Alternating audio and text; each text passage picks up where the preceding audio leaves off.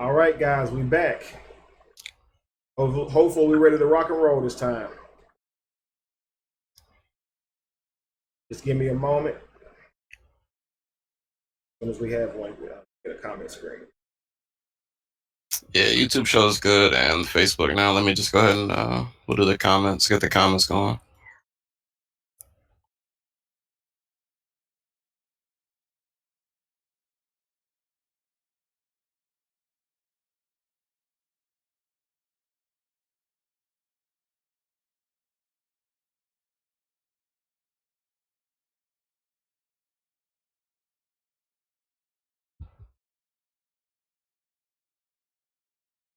They're not showing on YouTube, no, on Facebook. It will. Hold on. My Yeah, I bad. think you said take a little longer. You gotta set it. You gotta like baby step it all the way through. Oh, okay.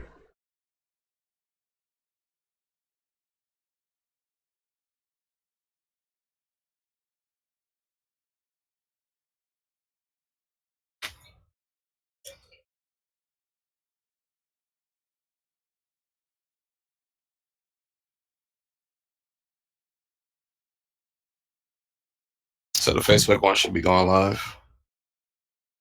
You should see that one for you to share. Yeah, let me get the comments going. All right, family, what's going on? We back. We back. We back. We back. It's ready. It's time. It's time to get it going. So today we're gonna learn about chakras. We're gonna learn how to navigate your life, get yourself back in order. And it ain't gonna sound like what you used to hearing either. I know you're used to hearing people preach to you from a book. You're used to hearing all these allegorical stories taught to you as if they're true. You're not gonna hear that today. And you know, if you're offended, you can always call in. You can always comment. We're here for you. I'm gonna show you guys a really quick video I made. It's all about truth, man. Sometimes the truth can be hard to hear. Sometimes it can be hard to accept. And I'm gonna show you guys that video before we start.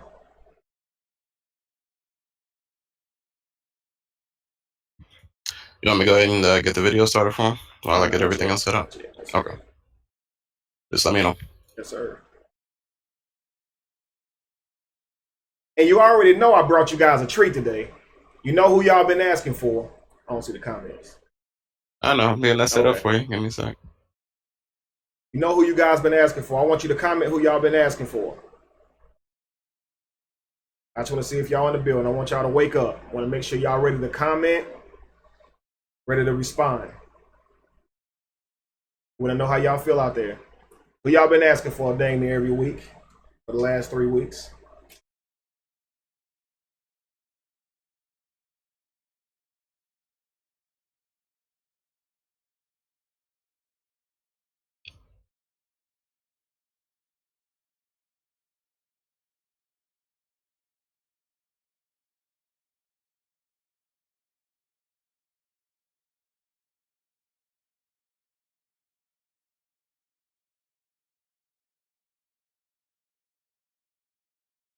Somebody said Jesus. Somebody said Jesus. Y'all been waiting for. Y'all been asking for Jesus. We've been asking for him every week. He hadn't showed up yet. He impossible to get.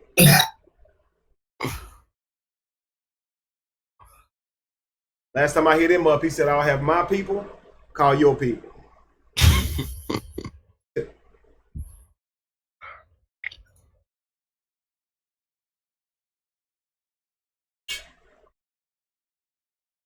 We getting ready, guys. Be patient. We getting ready.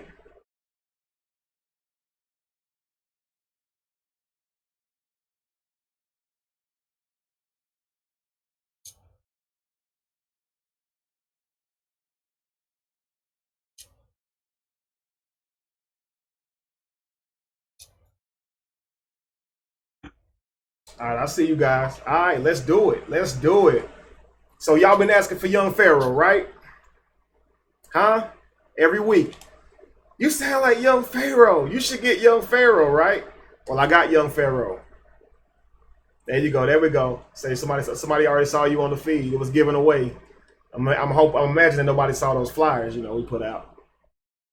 But it's going to be on, man. We're going to talk about chakras. We're going to learn the body. We're going to learn how it works. So we're not about to learn it from no allegorical book. All right?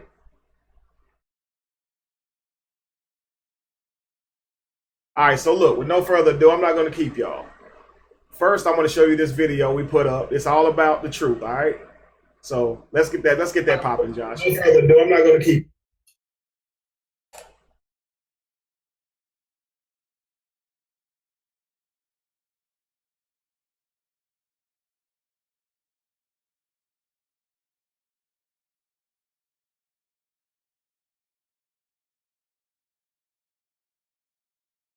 Let me know if you guys can hear it. Hello, everyone. It's me, Rabbi Yeshua Mashiach. I come today to talk to you about truth. The truth is funny. It's blank for me. I was thinking about truth. All right. You know, I was thinking about working out. You know, I remember going into the gym, and I remember weight being so heavy. And blank for you guys too? It was 225. Okay. I put this weight on, and I couldn't budge it. I didn't know which one was heavier, the weight or the earth. I couldn't move either. How am I supposed to know, right?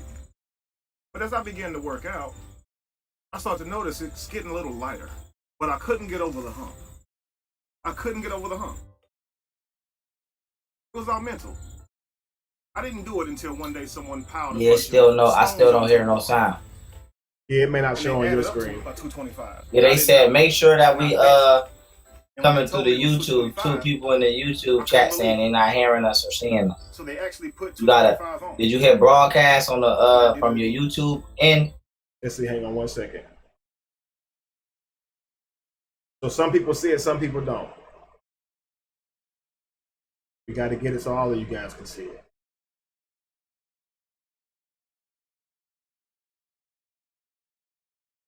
Josh, it may be something as far as the way we sharing with Pharaoh, he won't be able to see it, huh? Or will he? Is there a way he will be able to see it?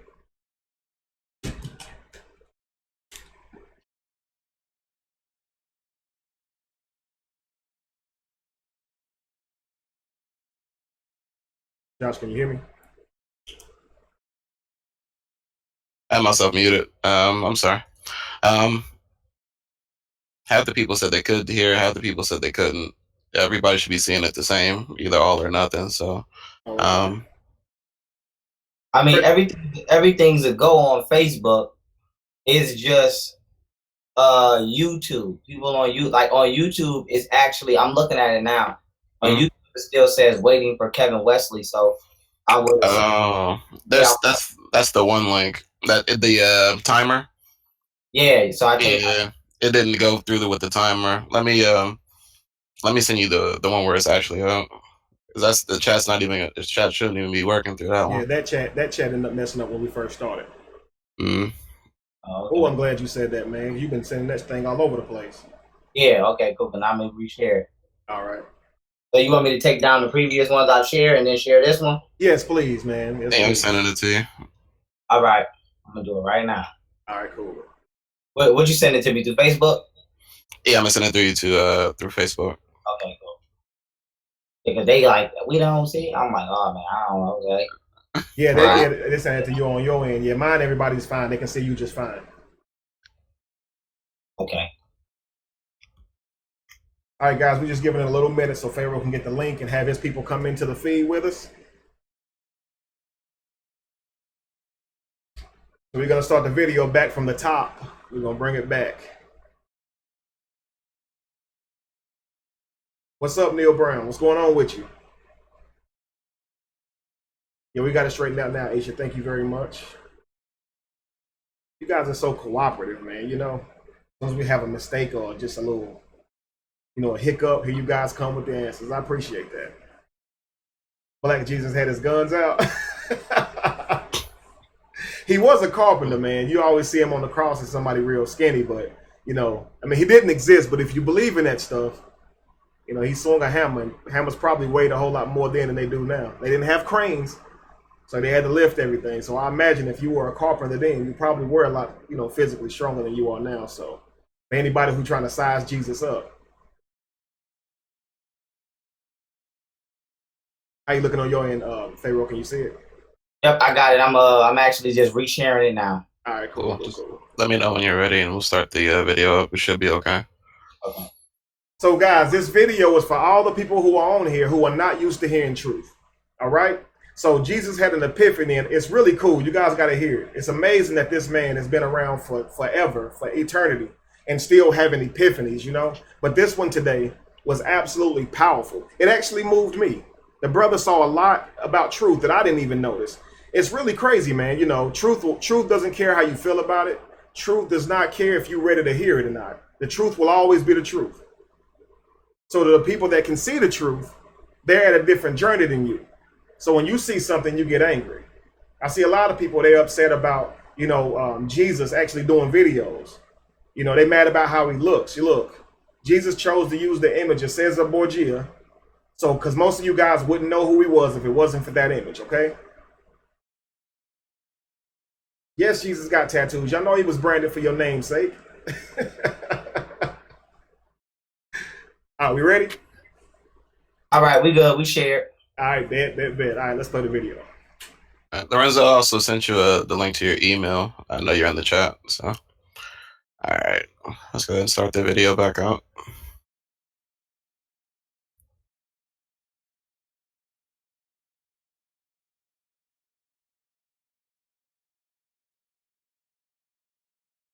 Hello, everyone. It's me, Rabbi Yeshua Mashiach. I come today to talk to you about truth. The truth is funny. I was thinking about truth. You know, I was thinking about working out. You know, I remember going into the gym, and I remember weight being so heavy I couldn't lift it. It was 225, okay? I put this weight on, and I couldn't budge it. I didn't know which one was heavier, the weight or the earth. I couldn't move either. How am I supposed to know, right? But as I began to work out, I started to notice it's getting a little lighter, but I couldn't get over the hump. I couldn't get over the hump. It was all mental. I didn't do it until one day someone piled a bunch of stones onto the bar. And they added up to a 225, and I didn't know. And I benched it. And when they told me it was 225, I couldn't believe it. They actually put 225 on. And I did it again. I thought to myself, wow, I finally got 225. It reminds me of a time where I was 9, 8, something like that, around that age. I had astigmatism. Thing is, I had astigmatism then and I don't now. Many ask, how is that possible? Simple.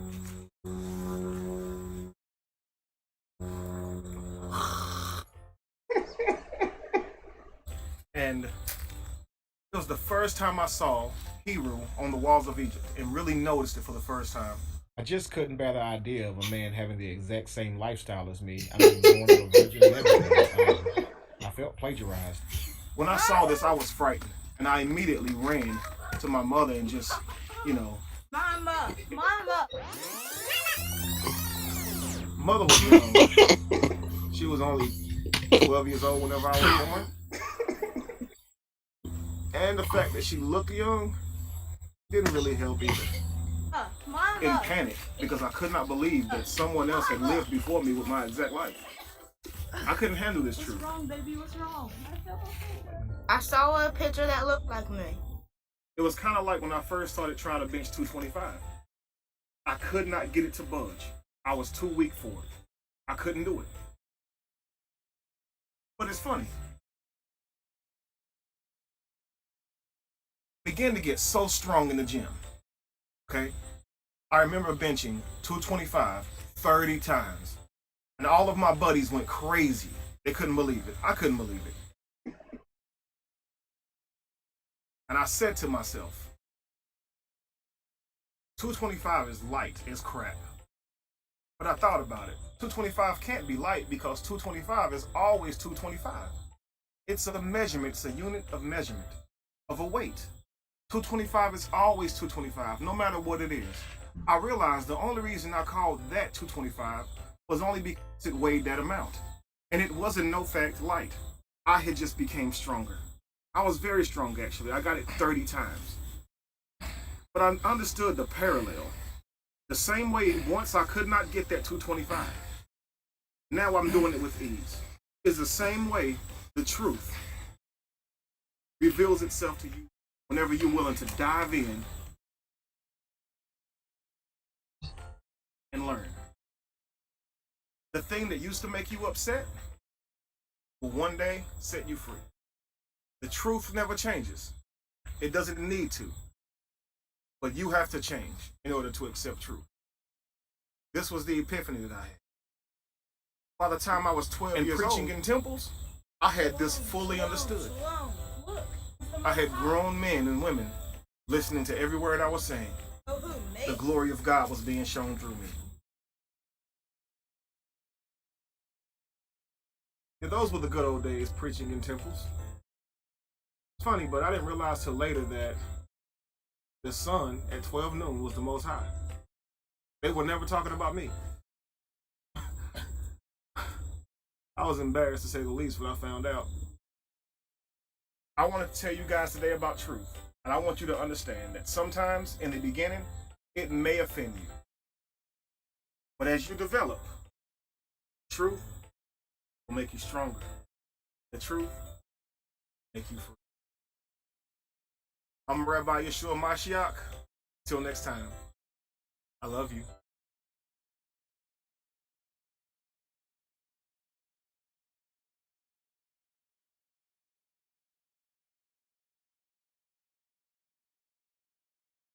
I love you.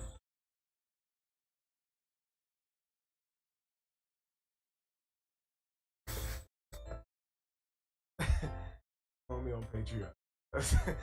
Oh man. All right. Okay. All right. So look, I hope you guys got the message. I understood what Jesus was trying to say. That the truth does not change for you. You change. All right. So sometimes when you hear the truth, you get offended. I don't know if you guys remember, but Dr. Ray Hagan said that a long time ago, someone told him the original name for Jesus was Horus. And he said he thought they were saying Horace, like Horace Grant. And he said he got angry and bound the guy in the name of Jesus, right? And it wasn't until years later he found out who Horus was. Now, my point is, Horus didn't change, right? But Ray Hagan's did. When he ran back into Horus again years later, he was more equipped for that journey, for that burden of proof, or truth, I should say. So understand something, guys. If you're watching this show tonight and you feel offended in any way, understand something. Some people watching the show are perfectly comfortable with the information. You have to ask yourself why. We're all on different journeys. Try and understand that some things haven't been revealed to you yet. You haven't done the research yet. And if you haven't done the research yet, you more than definitely shouldn't be mad because you don't know what you're talking about anyway. All right, so you're dealing with people who have taken the time to do the research and bring it to you guys. All right, so let's get excited about it. It's time to learn. Pharaoh, you there, brother? Oh yeah, I'm here. I'm just trying not to die at that video I just watched. What you mean? Jesus on it, man. I'm gonna need that. I'm gonna need that video just to share that thing. Hey man, he made a lot of good points though. I mean, the man said, at 12 years old, they was calling him Most High. He thought they were talking to him. He didn't know that at 12 noon, the sun was at its highest point. That's right. And it's amazing how, I wish he would have talked about how, all these other gods at 12 years old were all called Most High. And isn't it ironic that the sun sits at Most High at 12 noon? 12. That's right. It pretty much shows you the symbology in it. But Jesus himself, he didn't seem to care about that. He revealed it right away. That's right. Yeah, it's going. I'm gonna see even in my lecture I'm gonna do in Las Vegas on November 11th. Let me make sure I got my mind right. No, November 11th. Bible's based off astrology. I'm gonna tear it up. I'm gonna go into Moses. I'm gonna go into Moses as well. I ain't gonna give too much now because that's another topic for. Another subject matter for another discussion. But even when you break down the etymology of the words Mount Sinai and Moses and the transliteral origins of those words, all of those also equate to the Most High. When they say Moses went up to Mount Sinai and the legend back down. So people got to understand, the book is allegorical. Mm-hmm. So for you to take anything in that book literal, you will be putting yourself in a trance. So it's like, as my man said, he always say, it's like putting a genie in the lamp. You trapping yourself in the lamp. And the book is the lamp. And if you don't know how to read it, you're gonna trap your soul in the book. So, people have to understand, none of this is factual. If it is, I encourage you to try it. Try some of the shit. Tell me how it works. You know what I'm saying? Try to go in the middle of the ocean, get off your boat, and try to walk. So Jesus will be walking on water soon, just so y'all know. All right? He will be doing that. He did it once, he will do it again. He is not scared of y'all. Now I want y'all to understand something too. Like Pharaoh, exactly what you're saying, brother. I try to tell people that these people were in no way even trying to make sense, as they were the people who wrote this stuff weren't trying to convince someone it was real. It's the people who got it and manipulated your mind with it. So when someone is telling you that, Jacob painted a stick with spots on it and had sheep breed to have spotted colored sheep, they're not trying to convince you that literally happened. It's alchemy. You got to understand the depth to it and the allegory to it. If you think everything is literal, you will never understand the Bible. So when I tell you, they weren't trying to make sense as someone would be if they were trying to tell you a story to convince you what happened. If they were doing that, they would have never told you about a snake that talked. You see, so this is all alchemy, or not all. I don't want to say that. It's mixed with astrology, a few other things. But when you're dealing with the literature, if you're taking it as literal, like Pharaoh said, your soul is trapped in the book. That's right. Thank you for the donation, Ivory.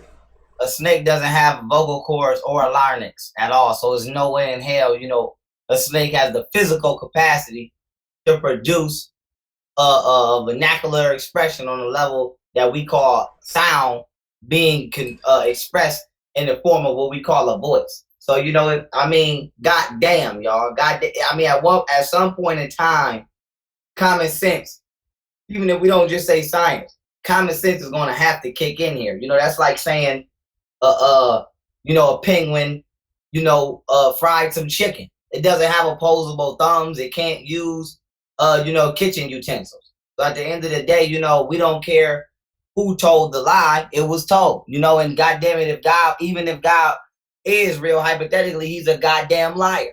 So, we have to, at some point in time, we have to question the legitimacy of the story, and as the brother stated before, you may get offended.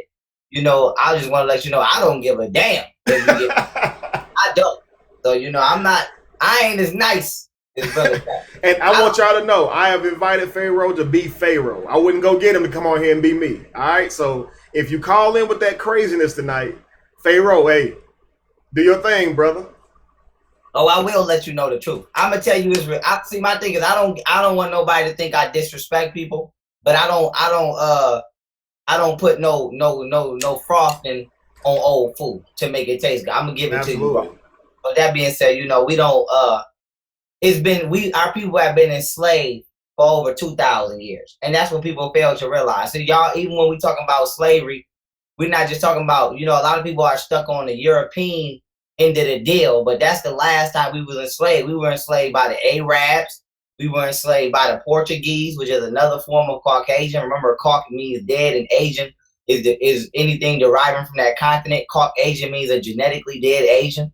So that being said, we were enslaved over or let's say terrorized for the last 2,000 years via religion. So I don't really have time to be playing with people as far as this subject, because we are already in such a critical state, and we have to wake up. And that's why the point of this show tonight, even when we're dealing with the chakras and how to activate your chakras, this is a very, very, very important part of being what you call a human being. Dealing with the chakras and being ignorant to this science would be like a fish being ignorant to how to use its own gills. Absolutely. So we have a energetic blueprint within us that we all have the potentiality to tap into, but we don't even know it's there. So this is gonna be a powerful, powerful, powerful show tonight, family. And y'all know how we do. We come in hard body tonight. Period. Absolutely. I'm gonna try to explain to y'all a little bit. Real quick, hang on, real quick, Josh. Where's Lorenzo? See him? I'm talking to him now, trying to get him to so we're come still on. waiting for Lorenzo to join, guys. He always has issues each week. Hey, it happens. It took us a little while to get on ourselves, while we waiting on Lorenzo to come on, I'm gonna tell you a few weeks ago, I actually called Lorenzo. It was probably 3 days before the podcast was to start. Now, this is about 3 weeks ago. I said, hey, Lorenzo, man, I want to do a podcast about how we're living our lives, pretty much vibrating within our first 3 chakras. Religion keeps you limited in your chakras, right? And Lorenzo, of course, was like, dude, 100%. Now, of course, things happen that, you know, change the course of the show. We talk about things as they are relevant. Really, we don't. We just talk about whatever we want to. But the last couple of weeks, we talked about something that was, you know, relevant with, you know, the hurricanes and things like that. So along that 3 weeks after talking to Lorenzo, I'm seeing you guys' comments come up and you keep saying, holla at young Pharaoh. You guys sounded like you would love young Pharaoh. So I go start listening to him, and you were exactly right. So I felt like bringing young Pharaoh on just for this conversation because I heard him talk about chakras, and I was like, wow, I gotta bring the brother on. So if you guys don't know young Pharaoh, I'm gonna give him a little moment to just kind of express who he is so you guys can get caught up and familiar with him before we start the show. All right, so Pharaoh, it's on you, brother. That's right, and I want to give a special thanks to this brother for bringing me on his platform. You know, much love and appreciation in all parties involved, via Josh, Lorenzo, etc. All the family. You know, I don't even like saying followers. I wish I could just change the word to family. Me but too, brother. You know, but since we can't, you know, because we ain't in control of the administration. You know, his followers, my followers, aka family, etc. And you know, a little bit about myself. You know, I have an entire documentary you can go watch on me on YouTube right now called Roots, ROOTS, Awakening, Young Pharaoh Roots Awakening. That'll give you a way more detailed, intimate look at my life. But I'm gonna give you the quick background check. I'm 24 years of age as of, you know, August 30th was just passed. You know, I've been into the information since I was about 15 years old. And I'm a lecturer. I travel the country. I do my thing. And, you know, my job is to give undisputed, irrefutable, raw, uncut truth. You know, whether you can accept it or not, it will still be delivered to you. So with that being said, you know, I've dedicated my life to, I don't even like saying teaching. I like to say reminding, to a certain extent, to reminding melanated people of who we are in let's say redelivering our full intellectual capacity to us as a people. But that being said, you know, everything is magnetic, and you know, it's in the universe for me and this brother to link up because we on the same path. Even though we on 2 different roads, we on our way to the same destination. So that being said, family, you know, I have an Instagram page. You can follow me at Pharaoh_Allah. You can follow me on YouTube at Young Pharaoh. You can follow me on Twitter, Pharaoh_Allah. You can subscribe to my YouTube page, Young Pharaoh. And, you know, you can, like I said, if you're not hip to me, you can hit those social media pages to get a little more in depth. But, you know, I don't want to even turn this into a documentary right now. We're going to turn this into we're going to keep it on the chakras. But I wanted to fill y'all in a little bit about myself. And one of the most important things that y'all should know about me is that I keep it raw and uncut. I want to say that again. So, you know, not tonight. Not tonight. Not tonight. You know, it's pretty cool, man. But I got you about 4 days. We both sitting in the Virgos. We both was born of a virgin, man. Oh yeah, okay. Yeah. That's right. That's what it could. I try to tell people, man. They ain't even hip to it. We both was born of a virgin. That's where even though, because I mean, we can't help it. We going there anyway, I guess. You know, even it go back to Jesus when they say, you know, even he was born a virgin, married a virgin birth, and they say he was born in Bethlehem. You know, Bethlehem, when you do the etymology on the word, just means house of bread or house of wheat. And you know, the Virgo constellation is considered the house of wheat. And this is why they say he was born of a virgin birth. You know, Virgin Mary, her name started with an M. Or all of the let's say Christ figures are always born of somebody who has the first letter in their first name is always an M, because that's symbolic to the astrological symbol of the Virgo constellation. Man, that's nuts, dude. You do sound like me. That's crazy. It gets deep. It gets deep. But it really does, man. I try to tell people, man, that M, you look at Mache for Isis, you got Maya for Buddha's mother, you got Madonna and Child, Mary, the list goes on. All these M's, right? It's nuts. Right. I see Lorenzo in the building now. What's going on, brother? How you doing, man? How you doing, family? Man, Well, and nice to meet fantastic. you, young Pharaoh. Lorenzo, what's going on with you, man? Hey, I gotta make sure, man. I've been trying to add you on social media for 1,000 years, man. I gotta make sure. Oh, Y'all gotta make sure we link. we gonna connect. Okay. Yeah, we'll link up. Absolutely, absolutely. So y'all ready to get into this thing or what? That's right. Let's roll. All right, let's bet. All right, so let's see here. Lorenzo, I'm gonna give you home field advantage, brother. It's like that, huh? Absolutely. All right. So, see, this is your show, so I was gonna let you lead the way. Actually, brother, you know, actually, I'm going to sit back and let you guys do y'all thing, man, on the chakras. You know, I recognize when I am not the most qualified man in the room, and at this moment right here, I feel the least qualified. So I'm gonna let y'all do y'all thing when it comes to talking these chakras, man. Okay, I tell you what, I kick the door off the hinge right now. There we go. All right, so we dealing with chakras. What you have to understand, family, is a chakra, allegorically speaking, to you will be the equivalent to the socket in your wall. Okay, so your house is powered by electricity, but you have certain points in your house where electricity is concentrated to where you can utilize it. So with that being said, your body has certain points of electricity. So does the planet Earth, because this is how they use scalar weaponry technology, as well as the heart machine, to cause weathering storms. All they do is find high electromagnetic variable points and low electromagnetic variable points, aka different frequency alterations in the atmosphere, and they tweak them to modulate weather. But the same thing goes on in your body. So when we want to talk about a chakra is a concentrated point in your body to where energy is imputed and outputted at either higher or lower variance. So that being said, by one of the definitions of a chakra is an energy vortex center, which inputs and outputs energy in and out of the body.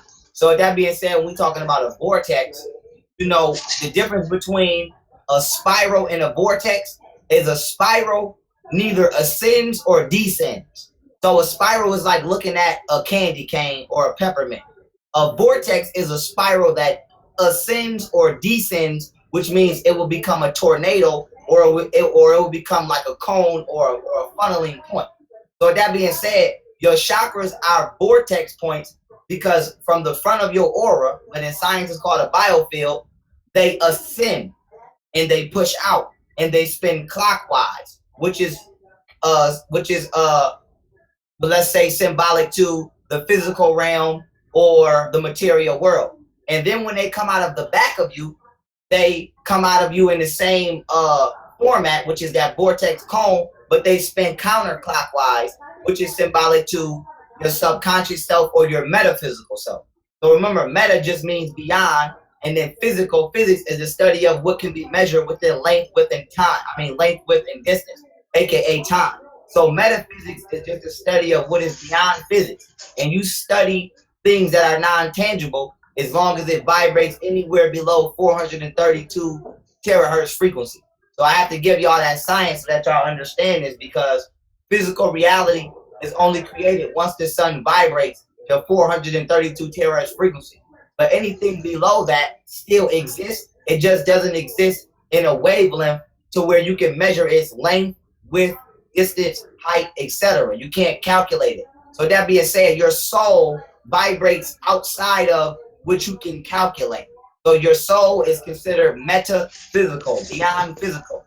So your biofield, okay, is not directly picked up by the average eye unless you're truly in tune with the cryptochromes in your eye, which cryptochromes are substances in your eye that allow you to detect the electromagnetic fields within the atmosphere and fluctuations. So this is what you actually see sharks use, or you see certain animals use. Or this is why also when storms come, you never see any dead animals washed up. You always see dead niggas and Madden and 2K floating up the street, because you wasn't using your cryptochrome.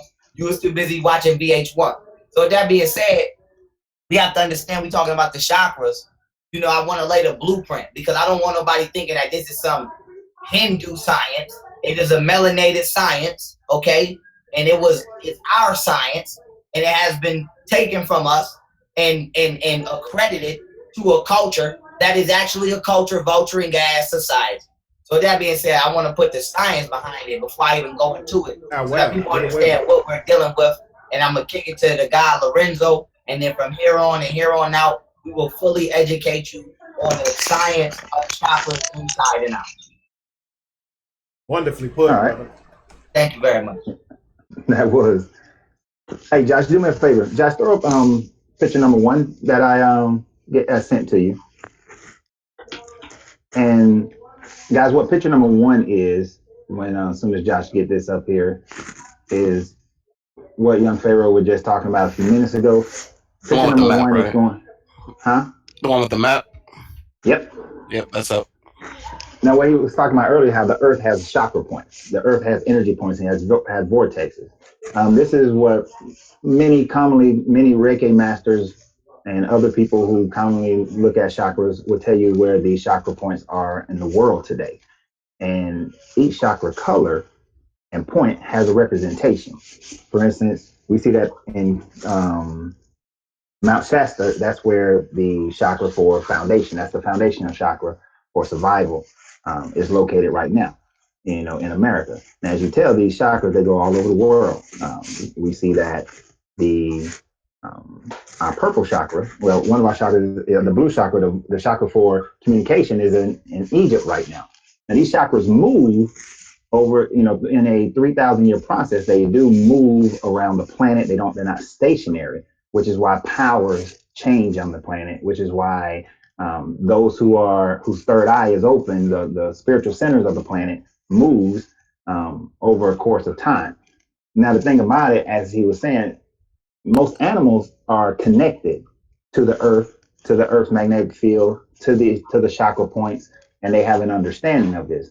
But as we have developed as humans in our Western culture, with all manipulating electromagnetic fields, and also becoming blinded by religion and what we can't fully understand, we forget and have lost that connection to be able to know that these points on the planet correlate to the points within our body.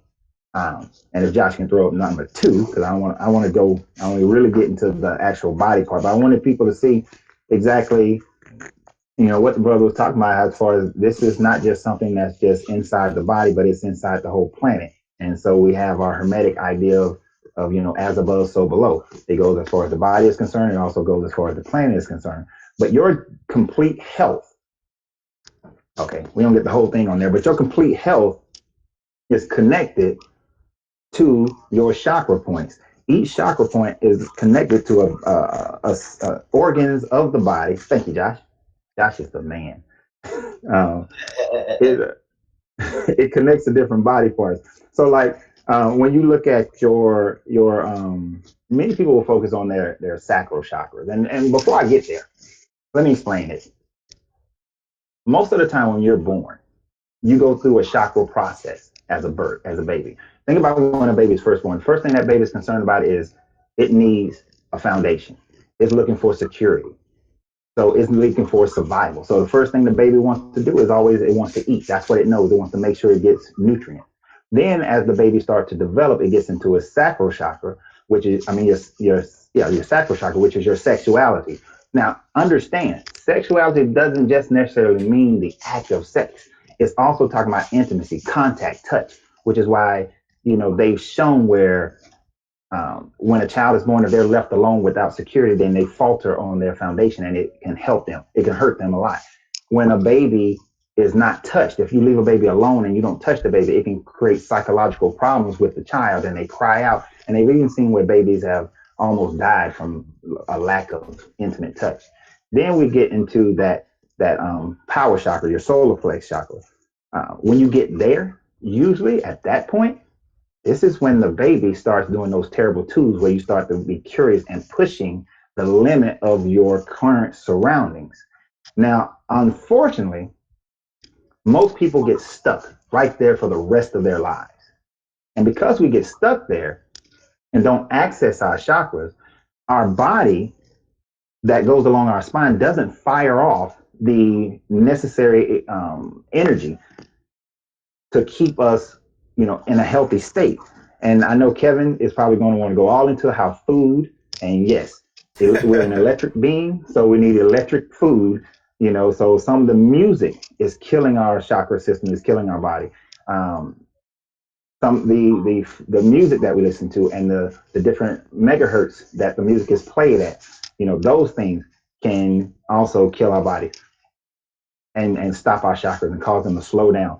But the clothes that you wear, you know, because we're talking today, I purposely wore this blue shirt, you know, to represent that throat chakra of communication and creativity.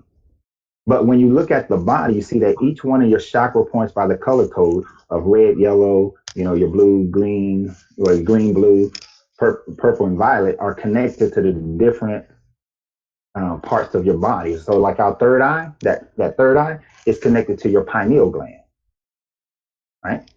So we got our pineal gland, we got our pituitary gland, you know, they're all connected. And when you have one of the reasons why I love chiropractors is because chiropractors realize this. They realize that energetic pathway to your body, and that you got to get those nerve endings unblocked, is what they will say. Now, right. Some actually, I spoke to one today that I happened to speak to one today who was very much first speaking to me in chiropractic terms, but then when I said chakras, then, you know, he broke down and he was like, exactly, you know, we adjust the body so that your spiritual form, your energetic form, can then start to flow. And that's why sometimes when your body is not feeling right, it's because your chakras aren't spinning correctly. And we have to take that time frame to be able to understand how to unblock these chakras so that you can live your life at a higher form. And like I said, many people don't go past that third chakra, that willpower. A lot of teachings out there is telling you got to have the will to do this and the will to do that, instead of you having the heart or the ability to communicate, or the third eye, that deep level of being able to see what's beyond, you know, what other people will normally see, so that you can then, you know, enter that next realm. Because we'll get to a point where we'll talk about how there are chakra systems, there are chakras that are way beyond the first seven, you know, that seven main ones that we have in this human form. Anything you want to add to it, brother? Oh yeah, that's right. I mean, the brother just did his damn thing, straight up, and I'm just want to come back. That's right. I want to come back to brother up. I mean, he said so much. I'm trying to get my mind on a point that I want to take my. Oh yeah, boom. So when the brother was speaking on, you know, whatchamacallit, the chakras, your energy traveling up your spine. You know, what you have to understand is, you know, imbalanced spine also creates chest pains, stomach pains, and back pains from Kundalini energy being discharged incorrectly out of the spinal nerves and individual vertebrae. So, you know, that's very important, because what we have done, and we're being mature here. We're being mature. I want to say that before I say this, because sometimes when I put it out there, we got grown children in the crowd. You know, you have an area in between, you know, if you're a woman, it's your vaginal. If you're a man, it's your genitals and your anus, and your anal cavity, you know, your butthole. And that area is what people call the gooch area. Now, being mature, we have to understand this is what they call the Kundalini Reservoir, okay? Now, this is basically where your Kundalini or your spiritual energy primarily exists. So it's like a pool of energy here. And it is from here where this energy is released. But this energy is released by the first chakra. So this is why they say sexual energy is so powerful, because sexual energy is not just used for sex. Sexual energy is used when you're angry, when you're ready to fight. Absolutely, anything dealing with your first chakra, right, is a manifesting energy. So we don't want people to think that your first chakra is exclusive to sexual energy, because that's incorrect, or that's half-ass teaching on the subject. So that being said, once this energy in this reservoir is awakened by the first chakra, it is then pushed up the rest of the 6 chakras through the 33rd vertebrae. Now what happens is, I'm going to share my screen, and I'm gonna ask Brother Josh to click my screen on the Hangouts so that people can see me, or if they can already see me, it'll be fine. I'm gonna share my screen now, and I just want to make sure. I want y'all to tell me if y'all can see. Can y'all see this? Mm-hmm. Yeah, they should be able to see. Okay, I'm all right. Y'all can see me sharing it? Yeah. All right, perfect. Let me play this slide real quick. All right, so y'all see these 4 images I have, and y'all see the spinal cords on the right, correct? Yes. All right, so your spinal cord on the right is divided into 4 parts. You got your sacral section, you have your lumbar section, your thoracic section, and your cervical nerves. Hang on 1 second, young Pharaoh, if you don't mind. Hey, Josh, I wonder if we can make his presentation cover the screen and remove Lorenzo's. Yeah, that's what I'm working on. It's half screen right now. Give me perfect. All right, not a problem. But in the meantime, between time, family, the A section where you see the arrows going straight up is symbolic to your Kundalini energy flowing up your spine and without a problem. The B section is symbolic to your Kundalini energy flowing up your spine, but it might feel like an egg going up your back. It's showing your black screen when you don't talk, it shows it, but when you do talk, it takes over. Like right now. Yeah. Come back. All right, what is it looking like now? I'm good now? Yeah, it looks good right now. I'm going to swap it over so it's full screen. It's rough right now. Not a problem. We're going to do what we do. We're going to do okay, I'm all right? Yeah, you're good. Okay, I'm going to keep it like this. Boom. So, now with that being said, family, the C section of this slide is where you see your energy being discharged throughout the spine. Now, diagram A, diagram B, and diagram C is okay. Diagram D is horrible. So I wanted to give y'all a visual before I go in on it so that y'all can actually see what it is I'm talking about. Now, with that being said, let me hit my stop sharing and come back. Okay, so now with that being said, what I wanted y'all to understand was when you have a vertebrae that is disaligned, it could be for any reason. I don't know you personally. I don't know what you do in your personal life. I'm not going to assume. But we're going to assume that, you just got bad posture. If you notice, we sit in a lot of chairs and the chairs have a curvature. This causes your spine to curve. You might sit slouch. You might have got, hit by a car. I don't know what your particular reason is for your spinal posture. But for whatever the reason may be, as your Kundalini energy travels up your spine, think of it as a garden hose. Okay, once water gets to a certain point and you got that garden hose bent, it can no longer travel. So what the energy does is it discharges out of the nearest exit within your vertebrae. So with that being said, you have not just a spinal cord, you have spinal nerves and tissues in the nerves that also help to discharge this energy. And you can study this energy in a scientific field called bioenergetics. Now, with that being said, this energy will either discharge out of the front of that vortex, as I stated earlier, clockwise, or will discharge out of the back of that vortex, as I stated, counterclockwise. So a lot of people have lower back problems, but you've never been injured. Your lower back has never been injured, and you can't understand why. It is because your Kundalini energy is activated, but you got that bend in your water hose, aka you have a disaligned vertebrae. And one of the most easiest ways to fix this is to stretch, is to do yoga. So with that being said, we just gonna keep it. Niggas don't stretch. Nope. At all. Not at all. At all. And don't be ashamed if you don't. But niggas, that's not what black people do in this day. So we have to understand a lot of our health problems come directly from inactivity. Period. So with that being said, we have to understand a lot of people have chest problems, chest pains, stomach pains. This is all because you're not releasing this energy. And I want to break down the importance of stretching, period. Muscles hold memory. We know this just off people who go to the gym. Absolutely. But we think that muscles only hold physical memory. Muscles hold emotional memory as well. Every time you get upset, every time you get sad, even when you get happy, you notice your muscles react to your current state of vibration. So when you're mad, what do? You tense up. And then your muscles hold on to that event in time and space. So what happens is, if you got an attitude when you were 6 years old and you don't stretch for 20 years old, when you become 26, that same energy is within you. So if you notice, a lot of people start to physiologically manifest the way they feel because they're not releasing the energy.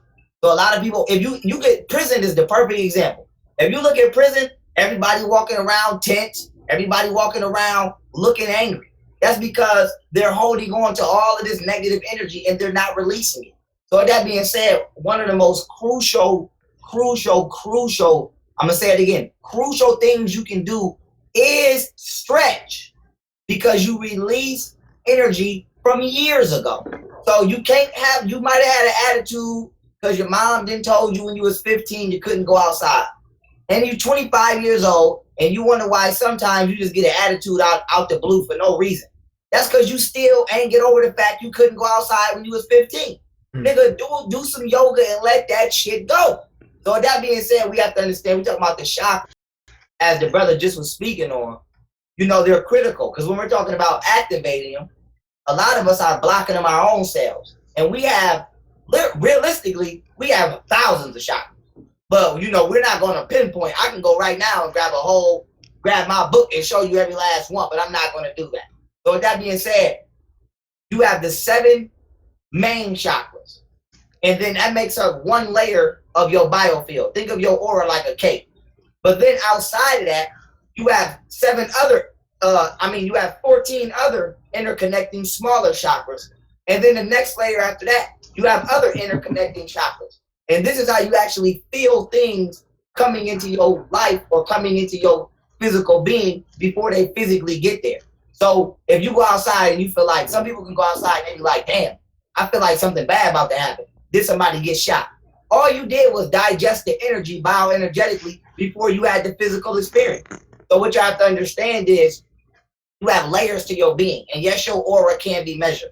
But what y'all got to understand is science doesn't need aura. They call it a biofield. And when you actually measure the biofield of a melanated person, I'm black. All I can do is speak on black. When you measure the biofield of a black person, it's actually a minimum of 1 mile and a maximum of 3,100 miles. So your has an electromagnetic calculative distance of a minimum of 1 mile. And that's when you at your spiritual low. That's when you sad, grandma done died, you probably done did some drugs, and you just at your lowest in life. You still have a spiritual power that can be calculated and felt a mile away. So you gotta damn near be Jesus to have that 3,100 mile range. So now why is this important? Caucasian people have an aura that goes 400 to 700 nanometers max. So I'm gonna do the math for y'all so y'all ain't gotta do it. It takes, if you take that 400 to 700 nanometers and you calculate that into 1 mile, it would take 12 full adult Europeans to equal the spiritual biofield radius of one melanated person. So now why is this important? This is why they control the diet. This is why they control the education. This is why they control the environment, to keep you vibrating low so that you're safe for them to exist around. Because melanin is condensed sunlight, and sub-anatomically, we give off UV rays, and we know that UV rays give non-melanated beings cancer. This is why a conscious or a mentally active melanated person will always make a group of white people uncomfortable, because it's not always about racism. Sometimes it's about spiritualism. So I'm going to prove my point, and I'm going to kick it back to the God. And I'm going to go into diet, okay? Now I'm going to share my screen. Let me know if y'all can see my screen being shared. All right, I shared it. We all right? Y'all can see it? Yes, brother, we can see it. All right, all right. So if y'all notice, the pH scale, family, pH stands for potential of hydrogen scale, okay? So it's the scale in regards to the potential of hydrogen that you can possess. If you notice, the pH scale is the colors of the electromagnetic spectrum of the visible light spectrum of the sun, because once the sun vibrates to 800 terahertz frequency, it begins to physically condense and become what we call melanin. So this is why Egyptians call themselves children of the sun, because the sun literally gives birth to an indestructible chemical that we call melanin that you only can naturally be given. You cannot obtain it any other way except for unnatural means. So now with that being said, if you notice, once again, pH scale is the same color as the visible light spectrum, aka the rainbow. And 0, aka acidic, is red. And then as you go to neutral, which is the heart chakra, it becomes green. And remember, the heart chakra, which they all also call the gateway to heaven, is the medium between your lower self and your higher self. You have 3 higher chakras, 3 lower chakras, and then you have the heart chakra, which brings them into balance. So with that being said, as we travel through neutral, we go into alkaline, which the highest you can get is 14, and that's purple. Now, when you look at this depiction of the entity down here, or the diagram down here, excuse me, notice that their lower self is red, and their higher self is purple, which is also the colors of the chakras. And the pH scale is a scale that tells you how you bioenergetically alter yourself according to what you eat. So with that being said, your diet, aka die, and then T stands for telomeres, because as you eat, you either accelerate or decelerate the speed, the amount or speed or rate in which your telomeres are shortening, causing you death. So let me give you the science. Your telomeres are small substances at the end of your chromosomes, and they act like a wick on a candle. So basically, depending upon what you eat, okay, or your diet, will determine how fast you shorten that wick. So if you don't eat alkaline food, which is just alkaline is a word for electrically charged food, you're not energetically powering up your biofield, and you're causing your telomeres to shorten at a faster pace. Now, why is this important? This alters the energetic capacity of the chakras, causing you to psychologically become unstable. So your chakras should always be at a balanced level. For example, let's say the average size of a chakra is the size of a cookie. Well, if when you were a child, nobody never allowed you to speak up for yourself, they caused your throat chakra to shrink. So now your throat chakra is the size of a penny. So, and some people talk too goddamn much, and your throat chakra might be the size of a goddamn doorway. So with that being said, food does the same thing to you, and this causes you to psychologically act underneath the guidance and influence of the chakra that is out of balance the most. And we eat acidic foods, aka foods that put us in the red zone, aka foods that put us in our lower cells, which cause us to be on what we call the carnal or animal plane. So when you look in nature and you see animals that do everything that people do in society, aka trick people, they're territorial, they misguide, they're predatorial, etc., they all eat meat. All of the animals in society that are peaceful and that you can walk up to them and interact with them, they all eat plant-based diets. So with that being said, all this is showing you the energetic plane of existence that you can potentially share with any other organism in existence, depending upon which chakra you choose to commute in. So with that being said, herbivores commute in their heart chakra and above. Carnivores commute in their root chakra and probably don't really go too past the heart chakra. This is what makes them a carnivore, because a grown lion can eat a baby deer and it won't have a problem with it. So with that being said, your diet is actually spiritual. It's not physical. Some people eat according to their taste buds when you should be eating according to your aura. So, you know, we cramming this information in here. We're going to give it to y'all as much as we can for as long as we can. But I wanted to back the brother up because he was 100% right and exact. And we need to understand our true selves, because we're only taking, it's like you keep going to the car wash to get the outside of the car wash, but you never get the inside detail. So you didn't pull it up to the club and your car and your rims is glossy, but you got chip bags of Dutch guts all under the goddamn seat. So it's like you done put on a new, you done got fresh, you done got fly, you done bought you some new clothes, walked out the house, and inside of you is like that car. You got Dutch guts and just trash all in here. So we have to understand how to maintain ourselves spiritually. And, you know, to my opinion, chakras should be in the top 5 things taught around the world, period. That one, it should be. I got a question for you, young Pharaoh. You on that last image you pulled up, if you don't mind, could you pull it up again? Yes, the dietary image. Absolutely. I'll pull it up right now. Okay. Alrighty, it is 1 second. All right, I shared it. All right, cool. All right, so it's funny, man, but years ago, when I first started getting with the alkaline water, one of the first things they did to cause me to purchase this alkaline water was to show me how it helps with headaches. I consistently get headaches, right, all the time, and he would charge this water till it was up towards 14, and I would drink this water. Of course, it had more oxygen in it, but for whatever reason, it would take my headaches away. And I'm noticing now that that alkalinity there, it starts off as red, just like the color of that root chakra, and then it goes on up to purple, like the color of the crown chakra.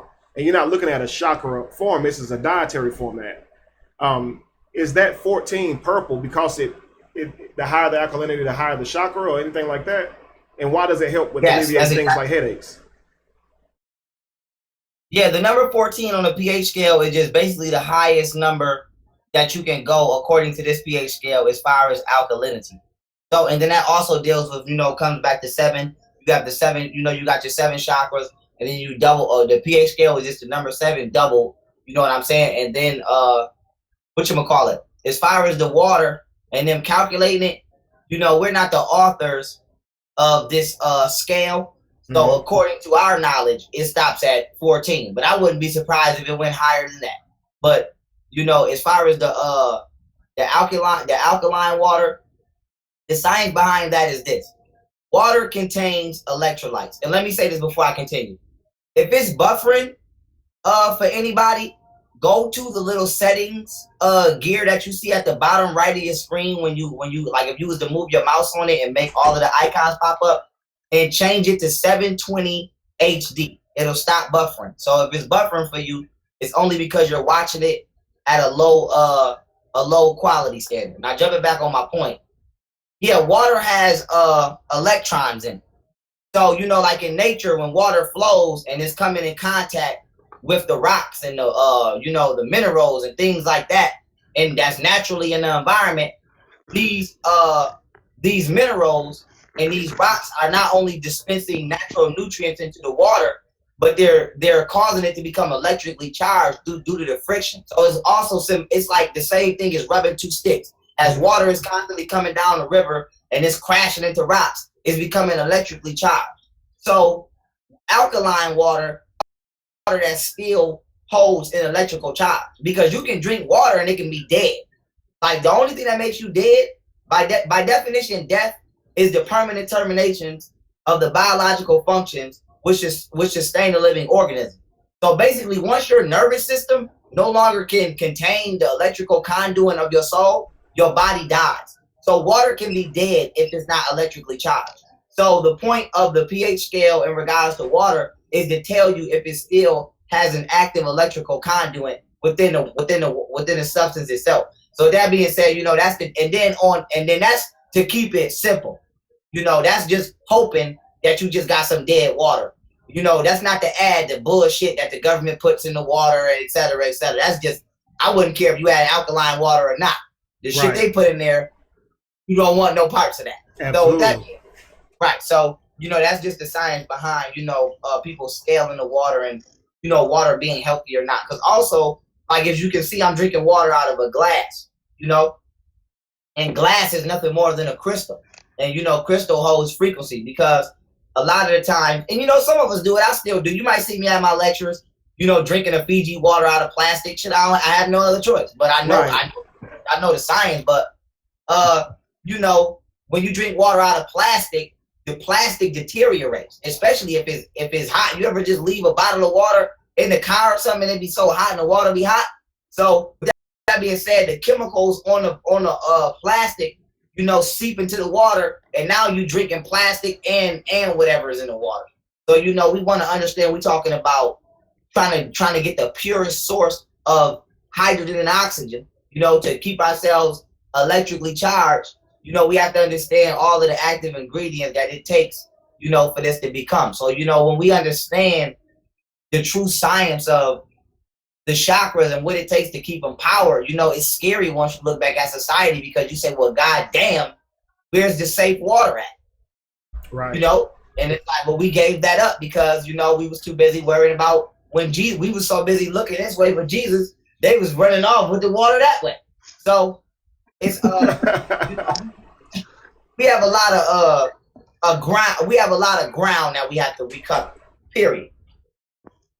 Absolutely, you're absolutely right. I was gonna say, I know we're climbing the chakras. I think we've gotten through about 2 or 3. I wanted to see if you guys want to talk about some of the personality traits, you know, and things like that. Wait. Before we go there, Right. there was one thing that the brother said that I wanted to touch on a little bit, and then we can go to what you were saying, Kevin. Okay, brother. You know, when he was talking about the sacral chakra and your sexual energy, it reminded me of, now a lot of people, they will read Napoleon Hill books, right? Think and Grow Rich, Laws of Success. Many people know those books. In every last one of his books, in all his studying, when he was sent out by Andrew Carnegie to go research all these people who were successful, one of the things that he wrote about, but of course you got to understand it was 1938, so he couldn't just be straight out explicit about what he was saying. But he talked about the sexual transmutation of energy and the mastermind that is required for high levels of success through transmuting that sexual energy, not releasing your sexual energy at all points just because you want to, either through your base chakra, through lust and things like that, which is what the porn industry wants you to release all your sexual energy. You know, our society with all this being over sexualized wants you to release all that sexual energy. And one of the things that Napoleon Hill was talking about in the sex transmutation of energy is to reserve that energy and to share that energy with your spouse as a mastermind tool for creation. And that was one of the things that he recognized with all these successful people, is that they had these highly sexual relationships, but they were masterminding it and basically practicing what people would call today sexual magic, their spouses, in order to, you know, energize their creative processes to be able to go out there and get things done. Now, like the brother has an ankh on the back on the back of his screen. I know Kevin wears one. I wear one as well. But in the ancient Egyptians, the priests and priestesses, they would do this practice called unking their energy, which means that they would draw their sexual energy up through their chakras, get to the heart chakra, and then loop it around themselves in order to maintain the energetic form, as well as revitalize their chakra system, and to go into to connect with you know, astral beings, as well as to connect with one another. And then I just want to add when he was talking about food. Now, for 10 years of my life, my business was a personal training firm. I had a personal training firm and a gym. And the reason why I was so successful with my clients is because of what this brother just talked about. I would get them to a point of alkaline, you know, slightly over alkaline their body with the food that they eat, understanding their aura and their energy, getting their chakras in line so that that the food they eat were more electric, instead of them eating like constant meat. Now, I wouldn't make anybody become vegan because I know how hard it is, but I would suggest that, you know, their dietary needs would match what they are trying to accomplish and the energy that is circulating within their family. I would send them to a Reiki master so we can understand what their aura color was and what was going on, so they would eat to their aura instead of going through all these other different fads and things like that. But I just want to throw in that because a lot of people, they read Napoleon Hill books, but they like to skip that little part and don't really think about it. But that is probably the most powerful part of his books. And then when you're talking about getting your body in line, your food, your diet, what you're eating will make the biggest difference. And I know some people were asking about alkaline water in the chats and everything, and somebody's mentioned fluoride. Fluoride will kill you. You know, if you're looking at a bottle of water and all water that's coming out of the tap has fluoride in it. It is something the American military and American government learned from the Germans, because that's what they was putting into, you know, the Jews' water at the concentration camps. And I remember when I went to Auschwitz, those tanks are still there that were filled with fluoride that they put into the water to keep the people docile, to calcify their pineal gland. So when you see all this stuff about fluoride, yeah, you need to leave that stuff alone. If it's in your bottle, if your bottled water doesn't have reverse osmosis on it, you need to leave that water alone. You know, so okay, go ahead, Kevin. Then I got some other stuff. But no. Just wanted to see if you guys wanted to touch on some of the personality traits and things like that that may be associated with those chakras being closed. I don't want to be jumping ahead of you guys. I know that Pharaoh don't have much longer, so I wanted to make sure we can get through all those chakras and kind of talk on some of those things as well. So I don't want to jump off and throw you off at all. So. Oh yeah, no, we all right. I got about another hour in me. I'm all right, and I'm okay, I want to say this brother Lorenzo, y'all better value this brother. He know what the hell he talking about. Y'all know you beat too, bro. You beat right. You got it. That's right. So y'all better value this brother while we all here, baby. But with that being said, chakra traits. Well, let me give y'all an example. See, y'all, first of all, y'all have to understand how beautifully packaged you are as an individual. Because at no second, because you got milliseconds, nanoseconds, micro nanoseconds, micro quintillion, so we can go to the smallest denomination of a second. So that being said, at no point in time are the planets ever in the same place. So that being said, me and you could be born at 1 o'clock in the morning, but I could be born at 1 o'clock a.m. 1 second, and you could be born at 1 o'clock a.m. 1 second. So that being said, the planets, by them being just off, causes your body and your soul to be composed of a different electrical interval, aka energy. So that being said, no zodiac sign, even though we are the same sign, behaves the same. And then your physical experiences in life cause you to already have a different psychological foundation. So first I want to give y'all that science, because I want you to imagine you coming through the womb at whatever year, month, date, and second you were born, your zodiac sign, and then all of your physical experiences in life that also add on to why you think the way you do. And then now I want you to incorporate this with it. Every year, right? Because what makes you 1 year old? The time you traveled around the sun.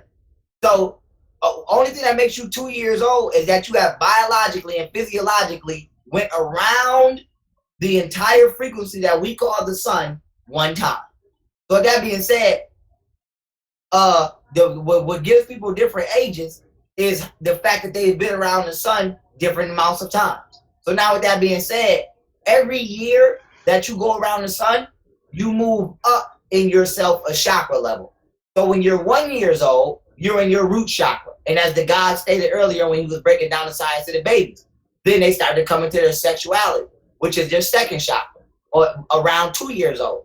Then 3 years old, you're in your third chakra, so on and so forth. So when you're 7 years old, you're in your seventh chakra. And then when you turn 8, this cycle comes around again. So now when you're 8 years old, you're in your first chakra. When you're 9 years old, you're in your second chakra, etc. So now by the time you're 14, you're back in your seventh chakra. Now, why is this important? You leave imprints on people energetically. So if you whoop your motherfucking kids, oh yeah, I can go in there because black people, some of y'all still believe it's okay to whoop kids, and you feel like, well, my parents whooped me. That's because a slave master whooped them. Absolutely. So that doesn't make it okay. And I don't approve of it. I wouldn't give a hell if it was your biological kid. Please do not whoop any kids in front of me. Now, with that being said, if you like to whoop your kids and your son was 7 years old and all you did was whoop your son's ass, you are leaving this negative energy. I'm not even going to go into detail because that's another lecture for another time. But we're just going to say you're leaving this negative energy, all of these feelings, him feeling helpless, defenseless, okay, because that's how you feel when your parents is whooping your ass, because you can't hit your mom back or she going to take it as disrespect, and now your ass whooping going to go up. They don't have a pH scale that can scale how high that ass whooping is going to go up now if you hit mommy back. Mm-hmm. So now with that being said, you feel defenseless, you feel embarrassed because 9 times out of 10 your mother didn't hit you in front of your cousins and now everybody's making a joke out of it. So that being said, you've left a negative impression on this organism or this person at this time in their life. So now what happens is you don't stop there, you keep doing shit and you keep doing shit and you keep doing shit. And then you wonder why these children, when they get 14 and 15, 13, 14, 15, why are all of these goddamn children just acting out at this age? We never know why. That's because y'all done already fucked up their energetic blueprint. So when they come back around to it, they don't have nothing there but negative energy and painful energy to draw from. So your psychology is directly influenced by your chakras. I gave a small, minute example earlier about a diet.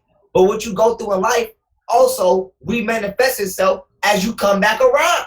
So with that being said, when you go, like if you get into a car accident, you should know how old you were when that happened, because you're going to have to deal with that 7 years later. So with that being said, what you have to understand, when they say what goes around comes around, you think people just made that shit up? No, it don't matter where you live.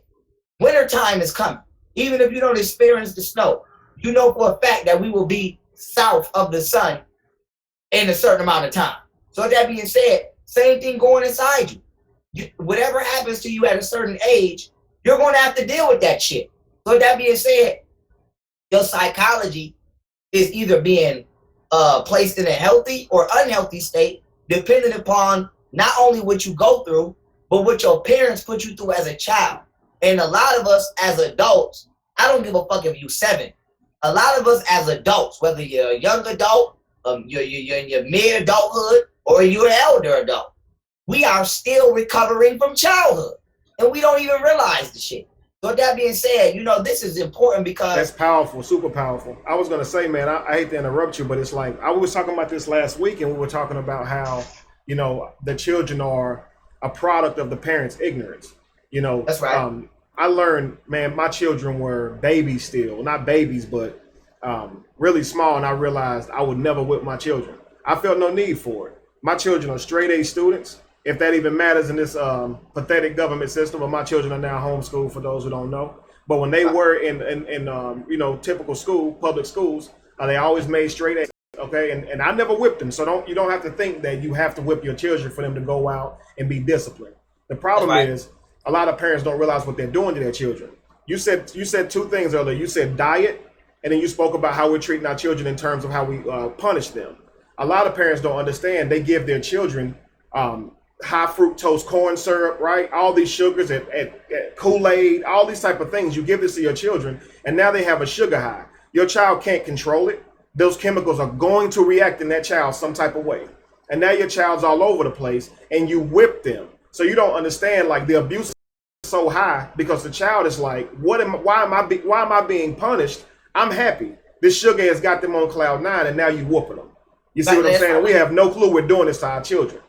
That's right. Let me add on, because that's an important point that I want to magnify that. Because what y'all got to understand is your body is made up of atoms, but atoms replace themselves. So you don't even have the same atoms every day. So now with that being said, let's use the brain, for example, right? Because we're talking about chakras and psychology.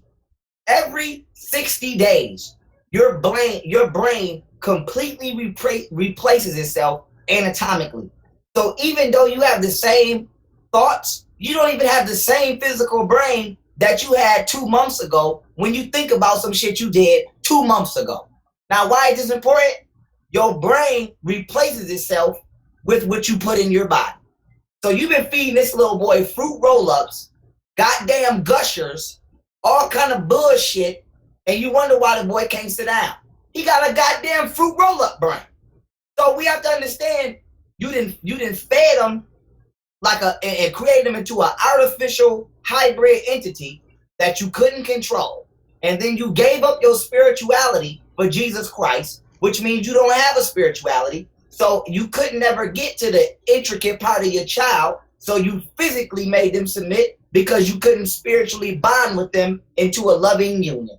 So with that being said, you made the child the way he is. If your child or your daughter, if your son or your daughter is 15 and they 16 and they out here acting like they ain't got no sense, you did that. You paved the streets or the blueprint with this self-destructional entity. So I don't want no parent, because I'll get tired with elders be talking about, well, these young kids is out here. You made them, you created them. Absolutely. And you did more than give birth to them physically. You gave birth to them energetically, spiritually, and psychologically. And come back to this point. I don't believe in telling nobody that they're not better than nobody. And I'm gonna tell you, some of y'all might say, well, we all equal. Bitch, I'm not equal to you. If I study and I get a 100 on my test and you come in there and you fail, nigga, you failed. We're not equal at all. Nigga, I have an A. So with that being said, I'm better than you. Now with that being said, if you tell a child, don't think you better, because I'm going back to the Bible. God made us all equal. Don't think you better than nobody, blah, blah, blah. Then you are killing your child's ability to check their own self. You know why? Because the child says, well, no matter how good I do, I'm always equivalent to the motherfucker that's failing in life. So you can have why would your daughter, if you didn't tell her all her life that she's equal to everything, why would she sexually control herself if her friends is out here being loose and subconsciously she's still equal to them anyway? Why would a virgin care about staying a virgin if she's still equal to the prostitute? Why would a nigga strive for good grades if he's still equal to the nigga that's failing? Absolutely. So the point I'm trying to make is, you better tell your children that not only are they better than people, that they're damn better than people. Because once you give somebody a sense of dignity, they will check their own self. And we live in a society where dignity is frowned upon and people try to flip it on you and make you feel like, oh, you think you better than me. You damn fucking right, I think I'm better than you. You know why? Because I don't do stupid shit. And I'll put it like this too, brother. Josh had a debate a few months ago with a Christian, and the Christian was one of those apologetic type people, always asking those weird questions. And he's asking Josh, how can you gauge morale without a God? Like basically, so you're not a murderer, but what makes you better than a murderer? And Josh didn't want to come out and say it. I told Josh, just come out and tell this dude, yes, you're better than a murderer. It's really simple. Even if you're not talking about in a place of value, would you rather have a world full of murderers or a world full of non-murderers, right? I think we all know the answer to that question. So if somebody asks you, are you better than a murderer because you can't gauge a standard because you don't have a God to judge you, tell them that. But secondly, like he was saying earlier, you take a child and you raise them a certain way and then you wonder, why are they the way they are? If you were to take a child who grew up in a peaceful environment, and then you take that child to an environment where people understand how to stone people, if they're not a virgin, if they lie or whatever, you have to imagine the people who have been raised in the environment to stone people, they don't know that they're morally wrong. They feel morally right, and they have every right to feel that way. They're doing what they have been taught. So a logical mind, just imagine a logical mind living in a world where they stone people. How much stress would that have on your psyche trying to be okay with this standard that you know is cruel, but you can't say anything out loud? Now just imagine what that does to your children whenever you give them religion and what it does to their chakras. All right, because you're reading the Bible to them where God is punishing all of creation with death and sin because of eating fruit. And a child knows that that's unfair. I'm talking about a child knows. And when they ask their parent about that question, they get slapped in the mouth, right? Pharaoh and I were talking, I think it was yesterday or the day before. 5-minute conversation ended up turning into an hour that quick. But we both end up being hit as a child for asking Christian-like questions. And it was nothing wrong with what we said. It was the people who raised us. Their paradigm had such an adjustment on it to where they couldn't allow themselves to hear those questions. They thought it was disrespectful, and they shut us down. We couldn't even ask the questions because we'd be hit for it. Pharaoh didn't stop. See, I stopped. I stopped asking questions. I learned the hard way, But that's his story. I done got told out there for Lorenzo. You gonna have to do some Reiki on me. You gotta do some Reiki on me, Lorenzo. I got a couple. I'm gonna give it back to Lorenzo on this one. See, people. So I'm gonna say this about the thinking concept. Since we talking about psychology, and I'm gonna let the guy Lorenzo do his thing. People are so busy trying to be overly fucking good that we don't understand that we need balance. There's nothing wrong with bad. It's just wrong when you use it badly. See, let me break that down, right? The heart balances the higher and lower self. So even when we say murder, why do you have a preconceived notion that that's bad? Now, a lot of people go say, oh, murder is bad. Well, if you're walking up the street with your family and I'm a kidnapper and I try to kidnap one of your children, would you not resort to murder to protect your child? Yes, you would. So with that being said, even in the court of law, you have premeditated murder, then you have self-defense. Both are the crime and act of killing somebody, but the intention changes the charge. And a charge is what? An electrical frequency. This is why you get charged with the crime and they put you in a cell. And what does a cell do? it inputs and outputs energy. They put you in there for a certain amount of time, let you out for a certain amount of time. Absolutely. But with that being said, the word is just an attribute, but the attribute is not bad. That's like this, right? Let's say sex. If somebody say, I want to have sex, nothing's wrong with that. But if you're a pedophile, then you're going to take the energy and go the wrong way. If you are a mentally healthy person, hopefully you're going to take that and find the opposite gender and go the right way. So there's nothing wrong with sex. There's wrong with the psychological intention of the person and how they apply the frequency. So we say murder, nigga, we need murder, especially in America, because nigga, you never know when you got to defend yourself. So don't take murder away. Just take away the negative intent of the misuse of the frequency. Hey, I want to add to that too. You know, when you talk about religion, it doesn't get like you talked about the parallel to it. You know, murder is bad, but then you can also think of a way that murder would be necessary, right? Like the famous movie, A Time to Kill. The problem though with religion though is it gives you reasons to kill, but only if God allows you. Other than that, what God said do and don't do, it's one way. Like for example, don't lie. That's just open-ended, don't lie. But you understand that sometimes lying is good. If I'm in the Holocaust, right, and those Nazis knock on my door and they want Pharaoh, who's also a Jew, I think it's wise to lie to them and say Pharaoh ain't upstairs hiding, right? That's right. But if I feel like I can't lie or God's gonna kill me, that means God want me to tell the truth so the Nazis can get you and throw you in a concentration camp. Now, how much sense does that make? And kill you for hiding me in the damn house. Exactly. So I think I'm a lie to that one. When my child comes to me and said, hey, Daddy, what you think of this picture? You know, I think I might lie. I'm not going to say, son, you horrible. He's 4 years old. You see what I'm saying? That'd be ridiculous. Correct. Correct. That's right. Exactly. I wanted to add context to the conversation me and the apologetic had. He asked if I was better than Hitler or if he thought. Yeah, that's it. Yeah. So I said, basically, if your agenda is to exterminate Jews or to, have a regime to kill people, I'm not going to be better than Hitler to you. If you want to be on that, and then I wouldn't be better than you. He was basically trying to argue at a stance for a world view, something the world can agree on. So I didn't want to go into, that's basically a trap question, obviously. Right. So that's why I didn't want to give him the easy out. So I basically was being a smartass about it. Absolutely. Of course I think I'm better. Of course I think I'm better than Hitler. I would have walked right into that trap. I'd have been like, yes, I'm better than Hitler. Would you rather want a lot of Kevins or a lot of Hitlers? Yeah. Fair enough. I understand. I just want to be as smart as well, you want to exterminate Jews? No, I'm not going to be better. You want a leader that's going to hype you up about killing innocent people. So no, I'm not going to be better for that instance. Absolutely. But obviously, it's most of the common sense world. I would be better. Absolutely. So. We're gonna let the God Lorenzo bring us back into this. Yeah, it's so interesting. I mean, I understand how most people grew up, and I'm going to say that I wasn't lucky. It's just the family I grew up in. I was 9 years old. I started questioning. My family didn't shut me down. Now the church kept trying to shut me down because I grew up in a Christian family.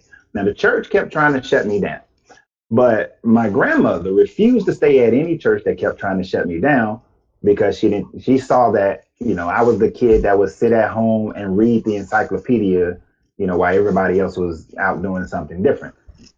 So she recognized very early that, I was going to have questions. But in my family in general, and this is my extended family as well, we were allowed as kids to ask questions. If we got in trouble for something, we were allowed to plead our case. Like when me and my brother and my uncle were throwing rocks at cars just for fun, we got the opportunity to plead our case. Now we lost completely, but we were heard, and that's the thing. My family didn't do the children should be, seen and not heard kind of attitude. So, I grew up in an environment where I can ask questions. Now, as I grew, there were, as I got married and everything, people used to say I was arrogant. And before we had my kid's mom, she grew up in a house where you didn't say nothing. Mama say something, you hush, right? Now for me, we had a problem when it came time to have kids because I was like, that's not how my children are gonna grow up.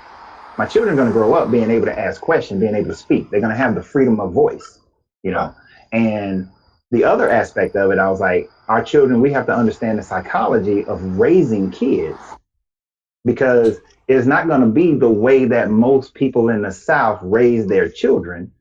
So, you know, for me, I was really big on my kids not growing up in fear, my kids not growing up without understanding. When they did make a mistake, they need to understand the mistake, right? Matter of fact, Josh, can you throw up picture number 3 for me? Yeah, give me because 1 minute.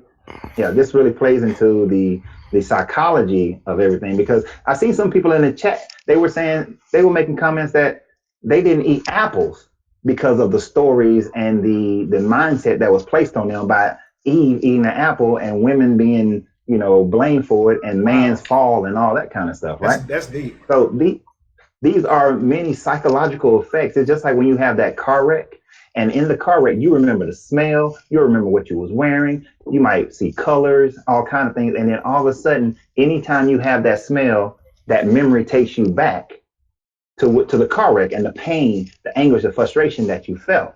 The same thing happens when you're a child and your parents, you know, they drill into you a butt whooping because of something that you did, or, you know, they tell you these stories about how some woman ate an apple and now that's why you having menstrual cramps and you having pain in childbirth and all that. Yeah, it'll make a woman not want to eat an apple. You know, it'll make you run from fruit and you know, and go sacrifice the lamb. Now, the picture that Josh got up for me, when I'm coaching someone, and this is when I was a personal trainer and even when I coach people right now, this is part of my go-to chart right here. And the reason why, I mean, you can see it's telling you what every chakra deals with, and then it tells you what blocks the chakra. Now we talk about the psychology of it all, and we're not going to go too deep into it, but you can imagine how deep you can go just in the foundational chakra, and to say that, okay, you have fears of abandonment, you have fears of losing your house, you have fears of my kid's mother. This was the thing that we had. See, I grew up, my mom worked 2.5 jobs to take care of 3 kids, right? So we didn't always have food. Now, her parents, her father was a farmer. They always had food, but they mismanaged the money, so they didn't always have lights. So when our money was tight, when, you know, we first got married, I was like, we got to have food. And she was, we got to have lights. So we had our opposing fears. We had to dive deep into it and say, well, why do we have this fear? And why are we arguing over lights or food when we can look for a balance between the two? And that's because we was both holding on to a fear that was implanted in us because of how we grew up. When I'm talking to a lot of people, they have so many things that they're afraid of. And of course, they like to say fear is false evidence appearing real. If a lion walked into your house, that is not false evidence appearing real. That's a damn lion. All right. And unless you can get into the frequency of being able to communicate with that lion, you either need to forget everything and run, you know, or face it and respond. One of the two need to happen. Absolutely. But it's real. So your fears are real, and we have to be able to dig deep into what we are afraid of and be honest with who we are and what's going on. And especially when we're dealing with kids, you have to understand we put those fears in them. You know, I had my kids jumping off stuff all the time. Matter of fact, my daughter at 4 years old, she drowned. I mean, literally drowned. Face down in the water. She was with a family member that was irresponsible, and my instincts told me to go get her, but I didn't. But anyhow, she drowned. As soon as she got out the hospital, she was resuscitated. She's still alive today. She's 21 years old. As soon as she got out the hospital, the first thing I did was take her to the swimming pool for like 3 weeks straight, because I refused to allow her to live in fear and to have this fear. I was not going to let that be who she became, that and having a fear of water because of that one incident. So, but because if she did, then she would be able to transfer that fear into different, you know, other aspects of her life. And when we allow any of these things, as you see on this chart, if we allow guilt, you know, when we have guilt, we just have to forgive ourselves. when we have shame, we just have to recognize that that was just a mistake that we made, and it's something for us to learn from. Now, because of fear, guilt, and shame, we don't fully get to open our heart chakra because the church or our family has shamed us into thinking that we're less than. Like if any of you guys meet my kids, and my kids, they'll tell you that, my son will be like, my name is Lincoln Alexander, and that's why I'm so dang good at doing whatever. Or if he does something, he's like, no, that's not Lincoln Alexander worthy right there. That I can do better, because I built them to not walk around with fear and shame and guilt and to hold them back so that they can get past those and fully get into their heart chakra and not to remain in grief either. We lose love, but we can gain new love. And that grief that we will hold on, we lose things, but just because you lost a house doesn't mean you can't get a house again. Because you lost a car doesn't mean you can't get a car again. I know people who they had businesses and now they're afraid to do business again because they had lost it, because they're holding on to the grief of the loss that they had before. But like the brother said, it all rotates and come back. So holding on to that grief, will not allow that. But you know what? That's one of the reasons how the Catholic Church was being able to rob people. They make them feel like they had them in grief. They lost a loved one. Oh, that loved one is in purgatory. Come and pay me your money continuously and keep praying and we'll get them out of purgatory. They walked around with that loss of love and that grief in their heart, and it was able to keep them captive. And we have to let go of that. I was listening to some people a couple of weeks ago, and they're holding on to the grief of loved ones that they've lost, and they're not able to progress on. And as we just keep going, because I don't want to keep it too long, but we got the one that says we're blocked by lies, your throat chakra, is not blocked by the lies that other people tell you. It's blocked by the lies that you tell yourself. And I want y'all to think about that one. It's blocked by the lies you tell yourself about you, about your environment, about your surroundings, about what you've done in the past, about what you're moving towards in the current and in the future. So it's about those self-told lies. And then our third eye is blocked by the illusions. And it's the illusion that we are all separated. We're all doing our own thing. It's the illusion of this false world that's in front of you, instead of recognizing what's truly, in front of you and who you truly are. Until we break down that barrier, then our third eye, it can open some, but it's like a trickle. Some people are third eye, my third eye is open, but no, it's really just a trickle, because they're still holding on to the false illusion of who they think that they are and who they think this world is. And of course, our crown chakra is blocked by the ego of attachments. If you can't let go of this world and everything in it, if you can't stand on a mountain by your dang self and then profess that this is who you are and this is what you believe, regardless of anybody agreeing with you, and if you got to have all the accolades, if you got to have the car, if you got to have the house in order for you to feel like a whole person, then your ego will always keep you from ever being able to connect to source and to go to the higher dimensional chakras that are beyond these first seven that are here on this third dimensional plane. So good. Come on, young Pharaoh. Let me hear something. Hey, goddamn, I'm with the greatest right now, baby. I'm with the greatest.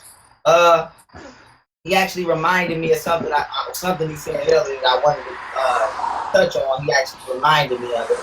I'm gonna touch on it right now. And but first I'm gonna add on to what he said about the third eye. And so I don't know who it is. Somebody has like a background sound. If you could mute it for me, please. But with that being said, when we're talking about your third eye, your pineal gland, this ties back into not only what he said, but what I was speaking on earlier with the diet, So this is how when you're telling the truth, when the information is synchronized out of two different damn mouths. So with that being said, your endocrine, that's right, your endocrine system, okay? Mm-hmm. Go look it up. Your endocrine system is full of glands. And these glands are the physical modulations and communicative mediums between your body and your chakras. And the head gland is the pineal gland, which controls your nervous system. And your nervous system is broken off into sections. This you may or may not know. You have your autonomic nervous system, which is the automated part of your body that you don't have to tell it what to do. It just does it. For example, every second of the day, you don't say heartbeat, heartbeat, heartbeat. It just beats. That's your autonomic. You don't tell your cells to do what they do. You don't tell your immune system to respond. It just doesn't. That's all a part of your autonomic nervous system and biology, which interfaces with your autonomic nervous system. And then you have your peripheral nervous system, which is the part of your body that controls all of your limbs and ligaments that exist immediately to you in your peripheral if you were looking straight. So this would be your arms and your legs, etc. And then you have your cranial nervous system, which is the part of your nervous system that controls everything in your cranial, being your gums, your teeth, you know, what helps you smile. It's just like, you know, people who study micro expressions study the cranial nervous system. And then you have the Pharaoh, would I be correct in saying there are 12 cranial nerves? Correct. That's also the alleged 12 disciples of Christ. Absolutely. That's what I want you to hit on. Thank you, brother. We right here. Just so people can see I don't make this stuff up. Facts. So, Jamaar. Like, we right here, baby. We right here. Everybody on this panel, we right here. Now, Indeed, brother. Damn, where I was, oh yeah. So all of those nervous systems I just spoke of are created by the central nervous system. And the central nervous system is created by the pineal gland. Now, this is important because your pineal gland taps you into your sixth sense. And I just did a video of this on my channel. Your sixth sense is nothing more than your electromagnetic field, which processes and analyzes information. Absolutely. So let me give you an example. You have your 5 physical senses, which is taste, touch, sight, sound, smell. Now those technically are all one sense, because in order for you to taste, the chemicals have to touch your tongue. In order for you to see, photons have to touch your retina and your eye. In order for you to smell, the atoms, the gas atoms and particles and molecules have to touch muscles and tissues in your nostril. In order for you to hear, sound waves have to touch your bone. So now technically you really only have one sense. But since we've divided them into 5 senses, we have to understand what even processes information before it gets to the 5 senses, and that is the 6th sense, your pineal gland. And I gave an example of this the other day. If you're walking and you close your eyes and somebody put their hand in front of your face, you're going to feel their hand and you're going to stop walking. Don't believe me? Try it. With that being said, that is your 6th sense. Your ability to process information without physically digesting it first. So when you see like blind samurais, or you watch Daredevil and he's able to take the electromagnetic waves and create them into imagery, all he's using is his first sense, which is, they call it the 6th sense, which is his pineal gland. So now why is this important? As the guy and me was speaking earlier, when they was breaking down, when we was both breaking down the science of Kundalini energy coming up your spine. Once Kundalini energy successfully circumnavigates up your spine, it leaves the 33rd vertebrae and it pushes into the pineal gland, which separates the 3rd and the 4th ventricle of your brain. Now what happens is black people, and yes, I'm saying black people because black people produce this. If you're not black, you don't produce this. It just is what it is. It's science. Now that being said, black people produce a melanated liquid in their brain.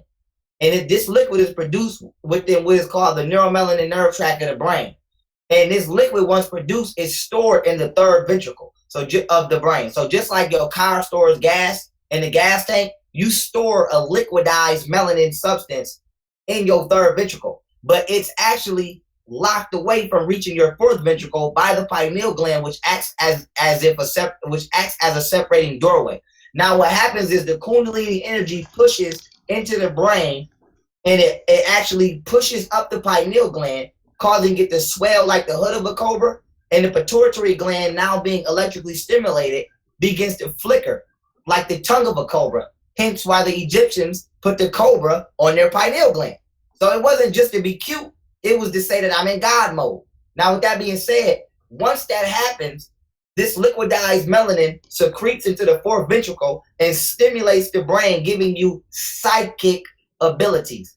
Now what we mean by this is, specifically, you have nerves in your head, or tissue receptors called dipple antennas. So like when you pull your hair and you feel that pain, one of them pains that you feel is a dipple antenna. And this is why they say your hair is your antenna. And this is why when you comb black people's head, it sounds like you scratching a rug, because that's actually electromagnetic friction.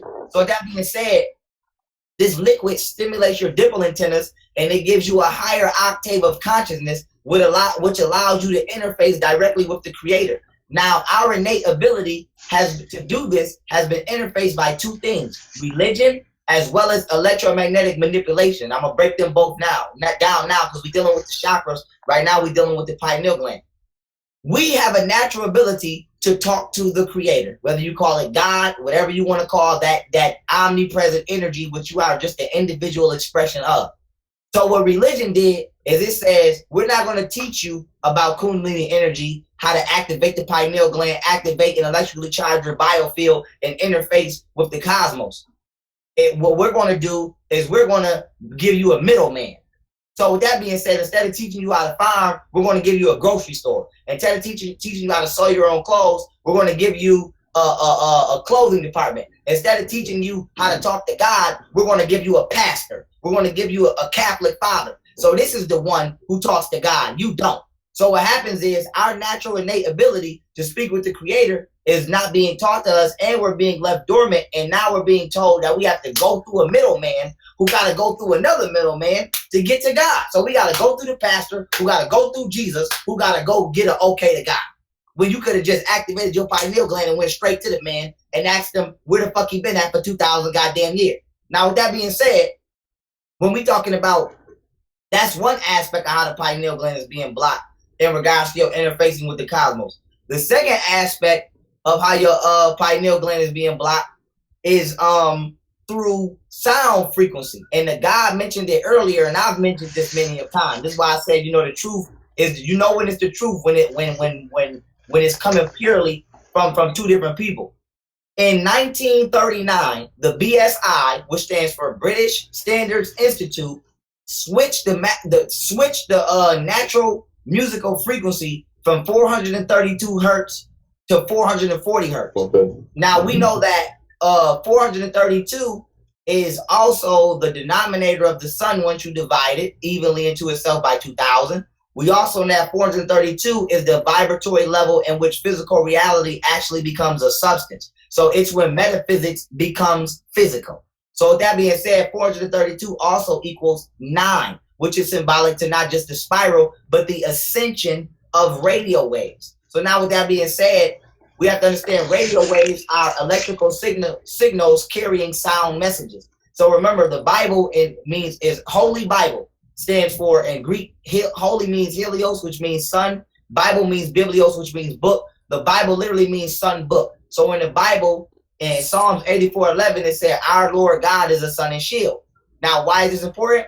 Because it also said that God said, let there be light.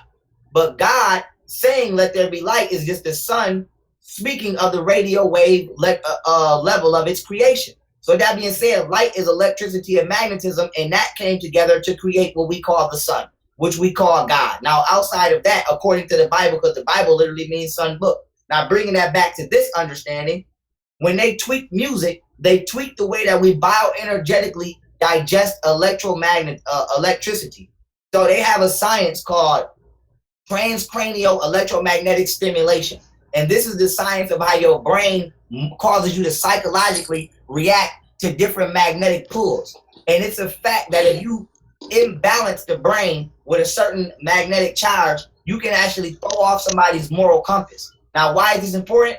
The Rothschilds, okay, in 1939, made this a standard internationally for music to go from 432 hertz to 440 hertz. Now, if you study music in the field of musicology, you know that 440 hertz literally is called the devil's interval.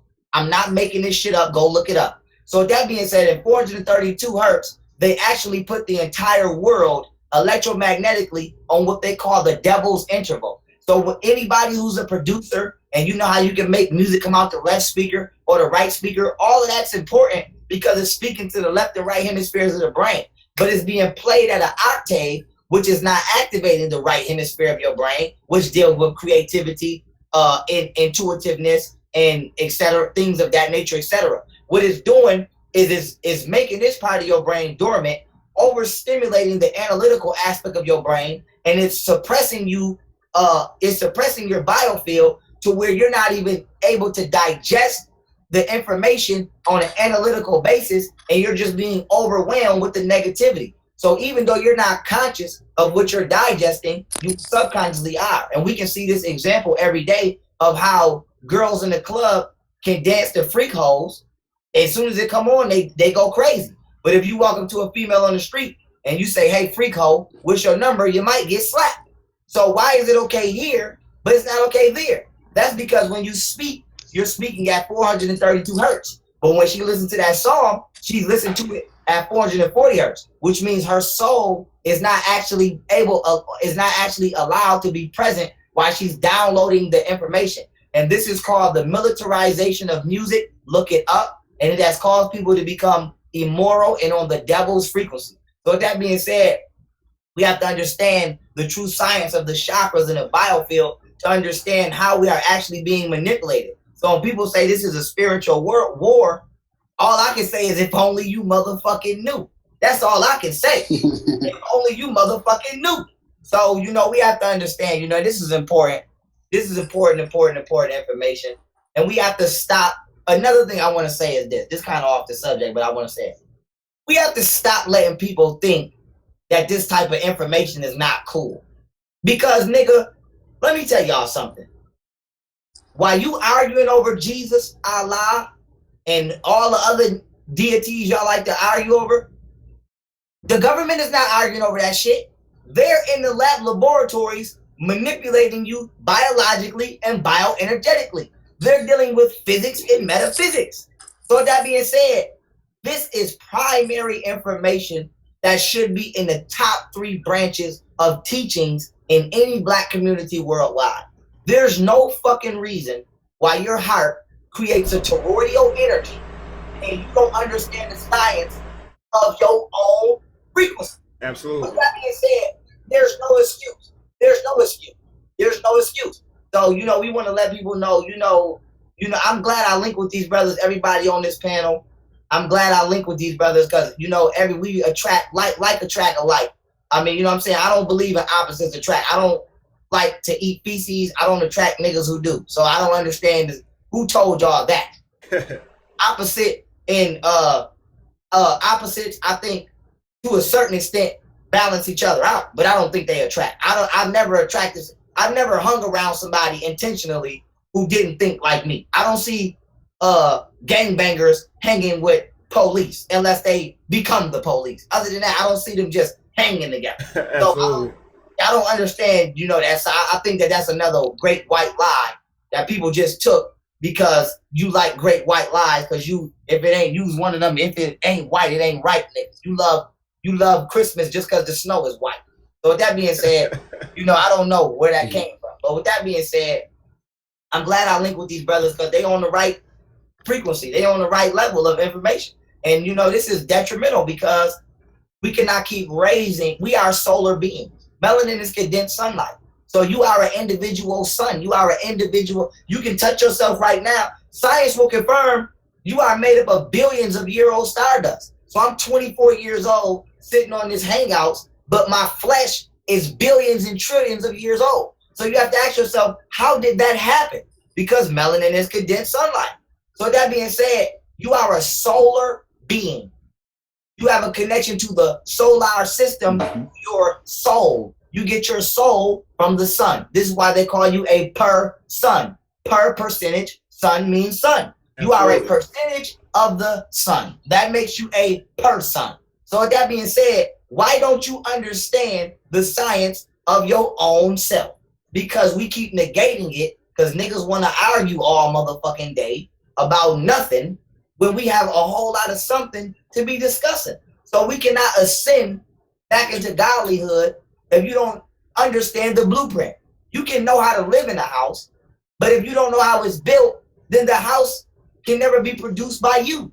So you can know that the universe is there. You can know that there's a higher creator.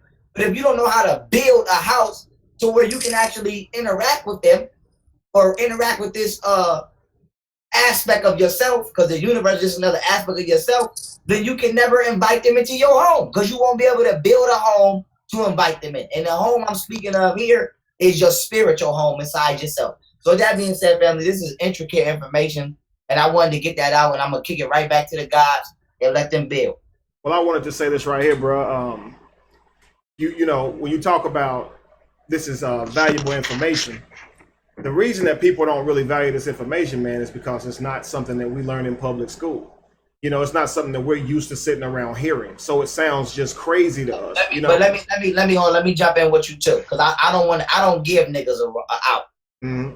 Even though it's not normal, we do shit that's not normal every goddamn day. You see every rapper wearing a purse. I don't hear nobody complain about that. So with that being said, we gonna tell it like it is. Black people in this day and time think everything is a fucking joke. You want to laugh at everything. As soon as somebody say something about spirituality, you want to make it a joke. It's ha ha ha. It's either it's a joke or you Jesus out, and the person that's introducing it is going to hell. So you know what you saying is true, but I'm not gonna give niggas out. I think black people have created so much. We have made so much shit comical that we have become the clowns. And you can't have a serious conversation with a nigga no more because it's a joke. You can't even go up to a motherfucker and say, yo, I seen a ghost last night. A nigga won't even actually ask you, you know, they won't even try to investigate and say, well, was you drinking, nigga? Was you sober? They won't even try to find out. Did it? Niggas just go immediately make it into a joke. Oh, nigga, you tripping. Get the fuck out of here with that weird ass. So it's like, you know, we have to get serious. A seriousness must be instilled in the black community, or else we won't go nowhere. We cannot keep making shit a joke, and we cannot keep running from information and making it seem comical to do so because we actually fear big words. So that being said, true. You know what I'm saying? That's about 70% of the problem, if you ask me. Especially because it makes you uncomfortable in the beginning because you're unaware of the information. So you're gonna joke because you're trying to laugh off your ignorance. You don't know what the heck somebody's talking about. Like on the video, one of you guys had said heart chakra, and a Christian lady commented and said, listen at him talking about heart chakra, like SHOCKER. And I mean, she typed a whole long message and said, them wheels gonna turn you into hell. My response was simply, lady, it's chakra, and it's clear you have no clue. Like it's crystal clear. And that's why I say, you know, we push these things off because they didn't teach them in our childhood growing up. We learned the Bible growing up. We learned the Quran growing up. We learned that Columbus found America in school. That's our education. And if we're not willing to push past that, all we're going to do is repeat the same things the barbaric people gave to us. They didn't teach you this because they didn't want you to know this. You see what I'm saying? It's one of those things where they didn't allow slaves to read. Now they didn't allow you to learn this information. You see, and now because you're hearing it, you write it off and say, well, it just sounds crazy. Hey, I get it. At first it may. But if somebody came to you as a grown man and told you a baby was born of a virgin, you would think that sounded foolish too. The only reason it doesn't sound foolish is because you were told that when you were a baby. You see what I'm saying? So that's why I say we all got to take a second and understand perspective. You know, because this is new information to you doesn't mean it's bad information or it's wrong information. Take the time and investigate for yourself. Because, man, if you're wrong and you praying to a God for your whole life, I mean, hell ain't really your biggest problem. I'm going to say this real quick. Somebody had told me, you know, Kevin, you're being unfair because I compared, you know, heaven and hell or believing in God or going to hell to having a woman choose between being raped by one man or both men and then judging her and saying she chose to be raped. Because the woman was saying, if you don't accept God, you choose hell, you see. And so I was trying to make it clear that because you don't accept a belief doesn't mean you chose hell. You know, she couldn't grasp that. You know, when she responded back, she was just saying that it was an unfair response. So I said, no, it's really not. She said, well, I'm talking about eternal bliss to eternal punishment. I said, but it's not. If this Jesus that you're praying to is not real, you would have given your whole entire life to it, right? Subjecting your life to what you thought that guy wanted from you, right? Doing everything you thought that pleased it. Liking what it likes, hating what it hates, literally losing your personality for this God that's not even real. Tell me that's not two hells. You see what I'm saying? That's two hells, because if it's not real, you spent your whole life paying your tithe and all this stuff to something that ain't even there. That's right. And then God got the nerve, allegedly, you know, him and his begotten funky ass son has the nerve to be talking about, you know, the love of money is the root of all evil, but then you gonna ask me for this shit every Sunday, and if I don't got it, and if I don't come to your, you put a curse on me. Yeah, so I'm like, I'm gonna tell you something about hell. If God ain't going, I ain't going. Cause that nigga's far worse than me. Tell me about it. He killed a lot of people, man. That's right. Listen. Oh man, don't get me started. If I'm going to hell, God gonna be my motherfucker. What you call that when you shack? We gonna be on the same. Exactly. So yoked together, right? Yo, peace, family. That's right. Peace. Yo, I definitely want to touch on that music part. I did a video on that a couple of days ago. Y'all should check that out if you haven't. In reference to the music, I'm a producer. I did a lot of tracks, long time, about 20 years in the game. So I know a lot about frequency and manipulation and music and hertz and all of that nature. And one thing that I want to say in reference to how they are controlling the game is the fact that even if you wanted to change your music and have it vibrate on the frequency of love, I managed to do it, but I had to go through hell and high water to get my music to be 528 hertz in the frequency of love, because the Pro Tools and the logic that they give you automatically by default, when you mix it down, even if you record it and all your instruments are tuned to 528 hertz, when it's time to do the mix down and it's time to bounce the track over, it automatically converts to 440 hertz. Even if you try, even the best music, even if you try to mix it how you wanted to, they wouldn't allow you to do it. And I believe that this is one of the reasons why Michael Jackson is no longer around, because he actually figured that out. If you listen to the song Earth Song, he actually mixed that Earth Song and Heal the World. Both those songs, he mixed those down in 528 hertz in the frequency of love. So he was literally healing the world with his music. That people didn't resonate. Why it actually it resonated with them is because the frequency that he actually recorded it in was the frequency of love. So that's why everybody felt it in their heart and their soul, because it was all about the mix down process that he used. And that's one of the main reasons why people were after him, because they realized that he had figured it out. He knew what it was and how frequency and sound frequency actually works. When you deal with biblical text, any scripture, you see in the beginning it says that God said, "Let there be light," or God said, it was a vibration, a sound that created this entire universe. And people forget about that. It's like, yo, the very words that are being spoken is a word is what? A word is a sound. A sound is a frequency. Is a vibration. And depending upon the frequency that you have it on, it can either build or destroy at the end of the day. So when you look at it, when you look at water, right? When you look at how the earth was created, what was there when the earth was created? When he said, "Let there be light," the only thing that was there was water and the earth. So you have to ask yourself, can you create water can you create light from water? Yes, you can. It's called sonoluminescence. So if you look that up, you'll see that you can create blue light from water, because you have to ask yourself, if the sun wasn't created until the fourth day, what light was there that was lighting up this whole damn earth? Light is separate from the sun, and that's what people don't get. They think that that light and the sun are synonymous, and it's two totally different things. That's right. So when you're dealing with music, it's such a phenomenon, and how they're able to control people is unreal. And you don't realize it until you listen to the radio a couple of times. You say, when a song first comes on, you're like, yo, I hate this song, I can't stand this song. Then a month later, you're singing it, you know all the words, and you can't understand why. How the hell did you get programmed to actually like this song, to know all the words, know when it stops, when it goes, and you haven't even bought the record?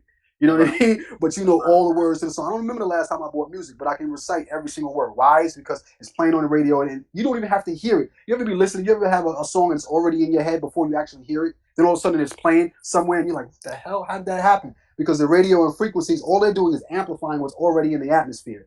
You can pick it up yourself, with your own brain. Just like when we talk about telekinesis and things of that nature, you can pick it up yourself without actually having an antenna. These amplifiers and these radios that you have, all they're doing is amplifying what's already circulating throughout the universe through electromagnetic impulses.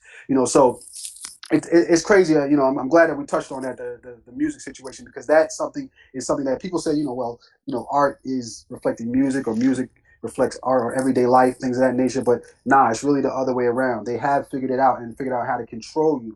All the instruments that I play the guitar, I play a lot of different things, and I realized how hard it is to get these instruments to sound the way they do it. There's a study, and what it does, I want to go over this really quick. When you're dealing with, the body's made of 82% water, right?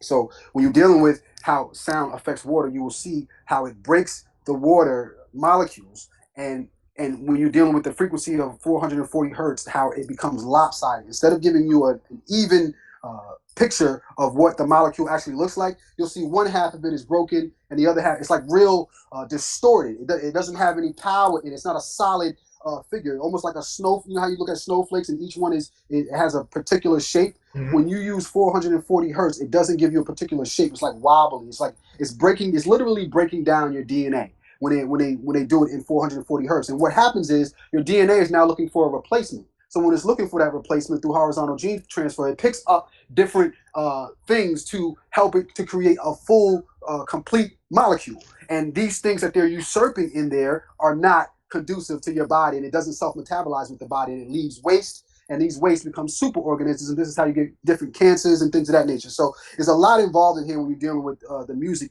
industry, and you're dealing with what it does on a molecular level to the body. So that's an interesting topic. I'm glad y'all covered that.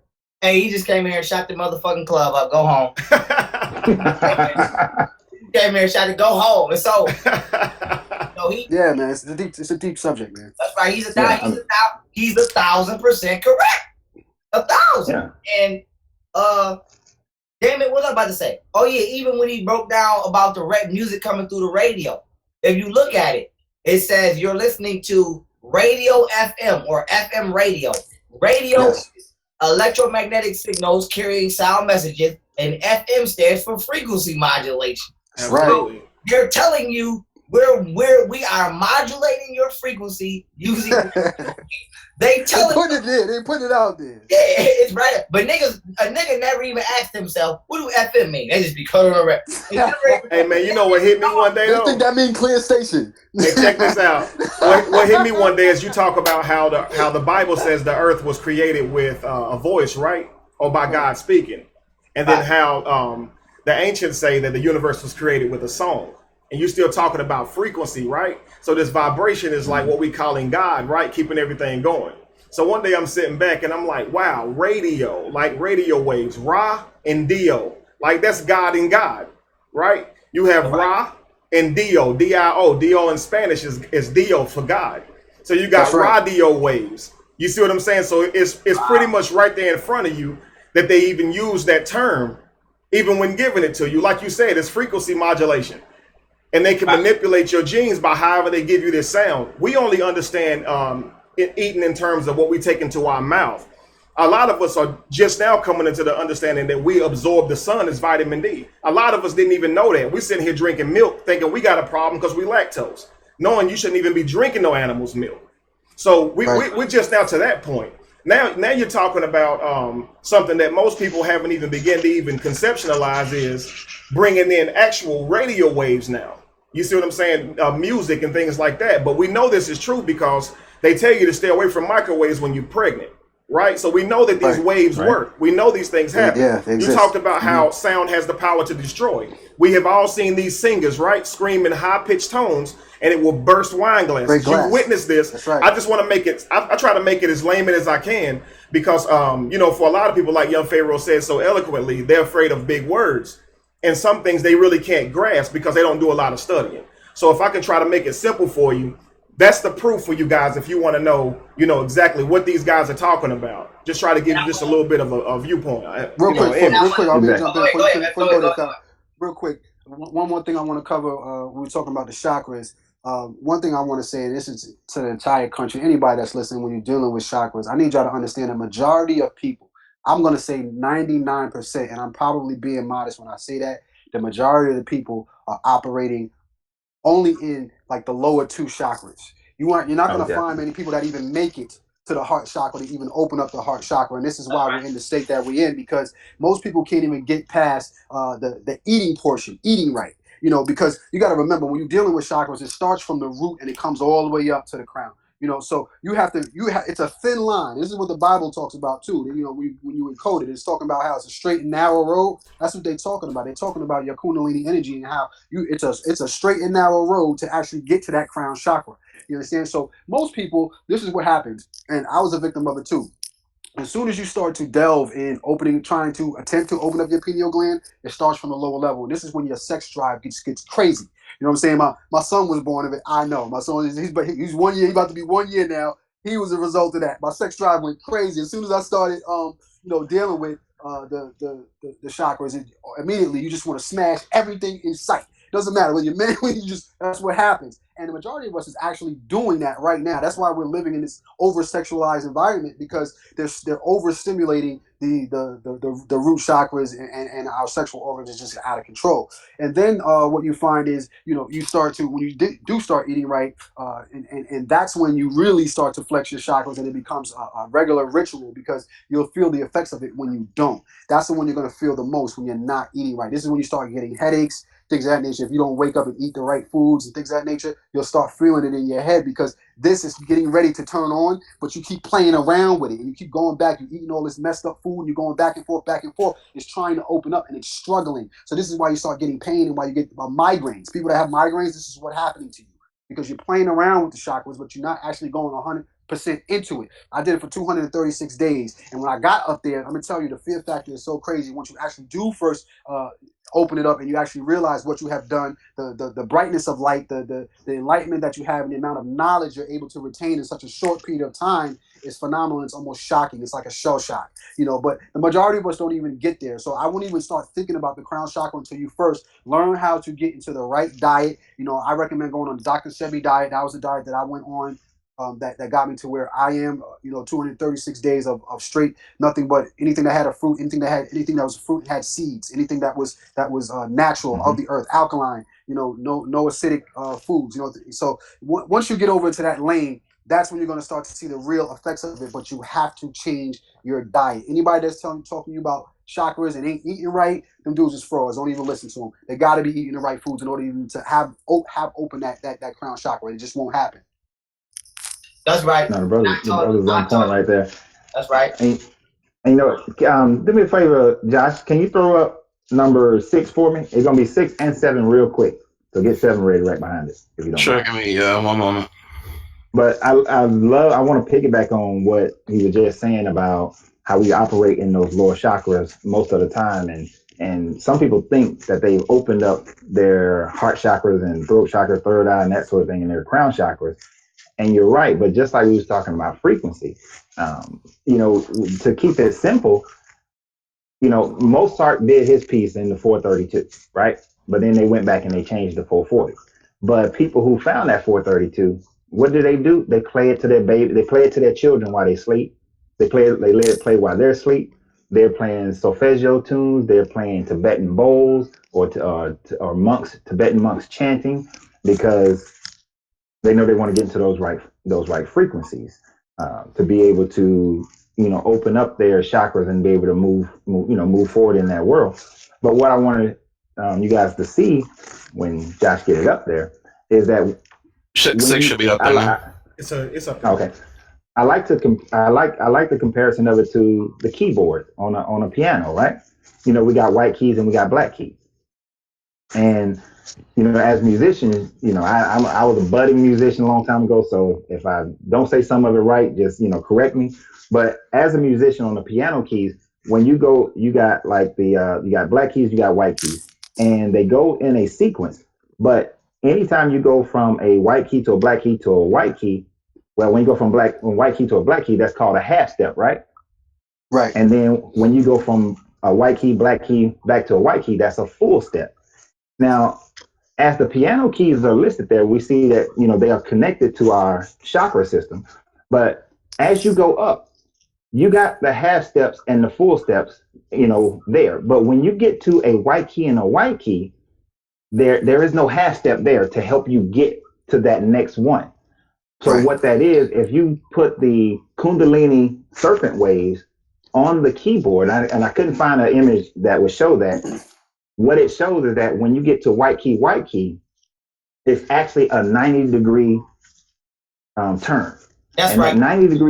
That 90-degree turn is that thing that is that half step right there that keeps you from being able to fully open that heart chakra, and you just go back down into your lower chakras until you realize how to move yourself upward. And you see, you don't get to another one until you get to where your third eye goes into your crown, and then above where you can get to then, another one to move into the next levels of chakras that go beyond that. If you can throw up 7 real quick, Josh, because it's a little bit simpler on 7. I want you to see the keys first and how that frequency works. And if you look up Dr. Royal Rice, he cured 18 people of cancer just by using frequencies and getting past, these 90-degree turns in order for the person to be healed from cancer. But of course, what do they do to him? They kill him. They kill his ass. Information. There's another guy. He separated. He cleaned up oil spills and got that oil off the animals using frequencies. They killed him. What's the doctor? I can't remember the little Asian doctor who did the frequencies with water, and he froze the water. And when it was 440, it was jacked up. But as long as it was 428, 432, 428, 532. You had the right frequency. It was beautiful. The crystallizations were beautiful, and like you said, we're mostly water. So what do you think's happening there? So when we look at the body moving up those chakra scales, if they're spinning and we get to that heart, if we don't get past that 90-degree turn, like you said, then the pathway shortens. And I don't like just saying our ancestor knew about this. What I like to say is that the world knew about this in ancient times. That's right. Go to, when I went to India, when I went to Tibet, when I've been to all these other places, this same information was there. You know what I'm saying? When I go and I talk to some of the shamans who are in America, especially the Hopi shamans, that same information is like right there. And that same, and their creation stories. Like one of the Egyptian creation stories says that the phoenix stamped on the dead carcasses of his body and screeched out, and the world was created, right? So that sound is still the thing, but it had to die of its old self in order to go past that solar plex chakra. In order to go past your willpower, you had to die to go up into your heart and be able to then open up the heart chakra, throat chakra, third eye. And then you had to die again, come back again and die once more to go into the spiritual, which the allegory, that's part of the allegory of the birth, death, resurrection again. You got to come back again in order to ascend to that spiritual plane and then go beyond that. But I just wanted to quickly throw that musical element, the frequency element in there, and how the keyboards match up. So when you're looking at a keyboard, you can see how to in order to get to that next level, that you have to do something different. You got to eat right. You got to change the way you eat. Like we was talking about earlier, how Brother Pharaoh had showed, the scale, the food scale.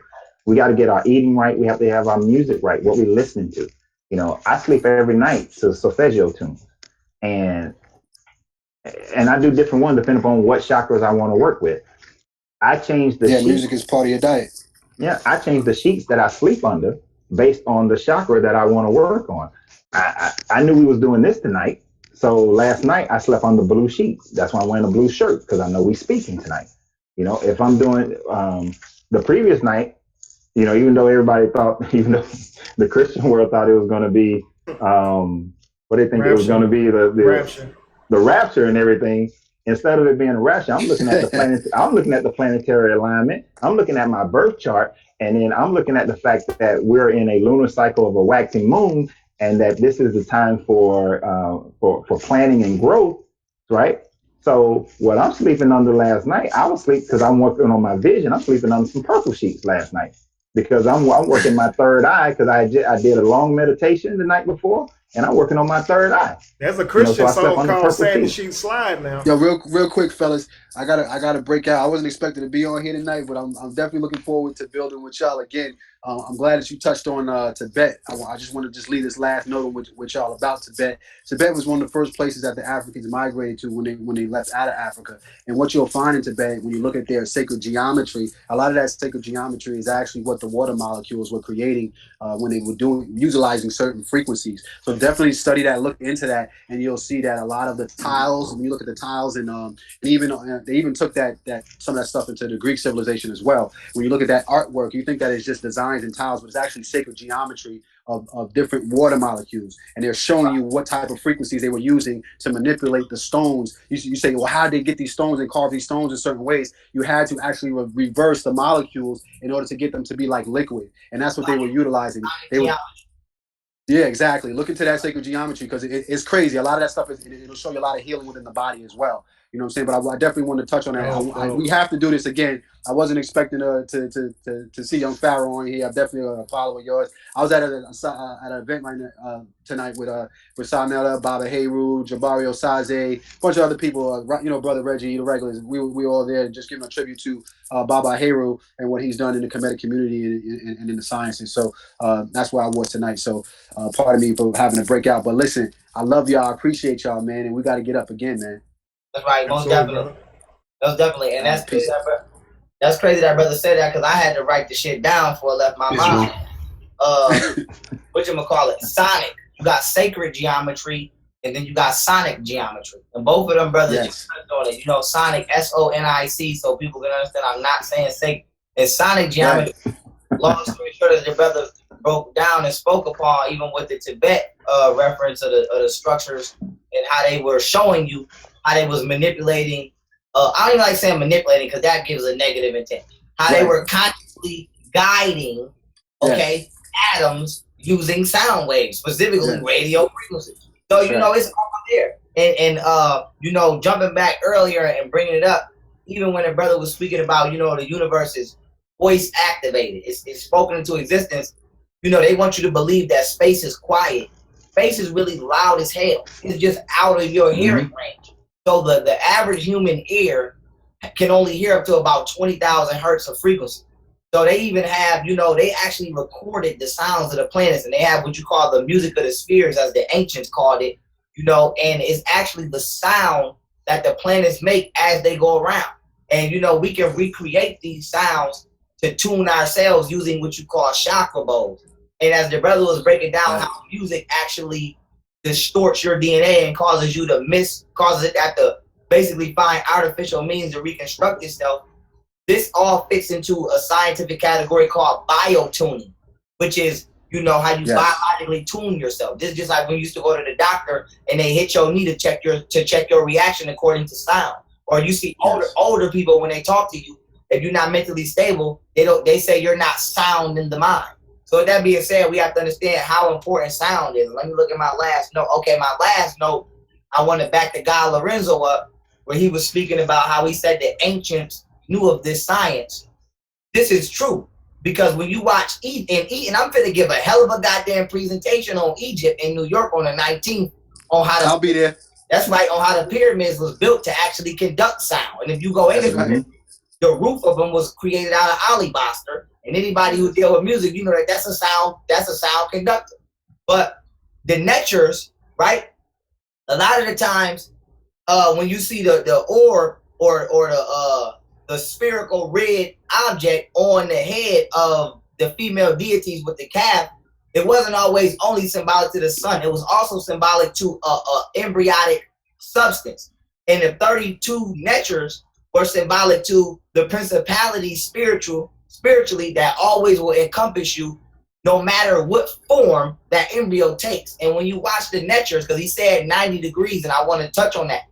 When you study transdimensional physics, you actually understand that you can jump dimensions by 90 degrees. And when you study the golden ratio in the ascension process, you understand that these are just 90-degree intervals that are becoming larger by a ratio of 1.618 than its predecessing form. So that being said, if I look at you from this way, that's one perspective, because a dimension is just a perspective. People who draw, if you want something to become 3D, you got to add that extra line. If you don't, it's going to be 2D. Absolutely. So that's if I'm looking at you and I turn 90 degrees, that's another dimension. But then if I go 1.618 times bigger than my previous point of view and turn another 90 degrees, now that's another dimension. So when you look at the netures on the Egyptian wall, when you see them all together, you never see them in any form except for 180 to 90 degrees, because this was symbolic to dimensional shifts. You will never see the Netchers going up and down like this in a 45-degree. You'll never see them swiveling. They're either always going straight or they're going straight and going right up the goddamn depiction.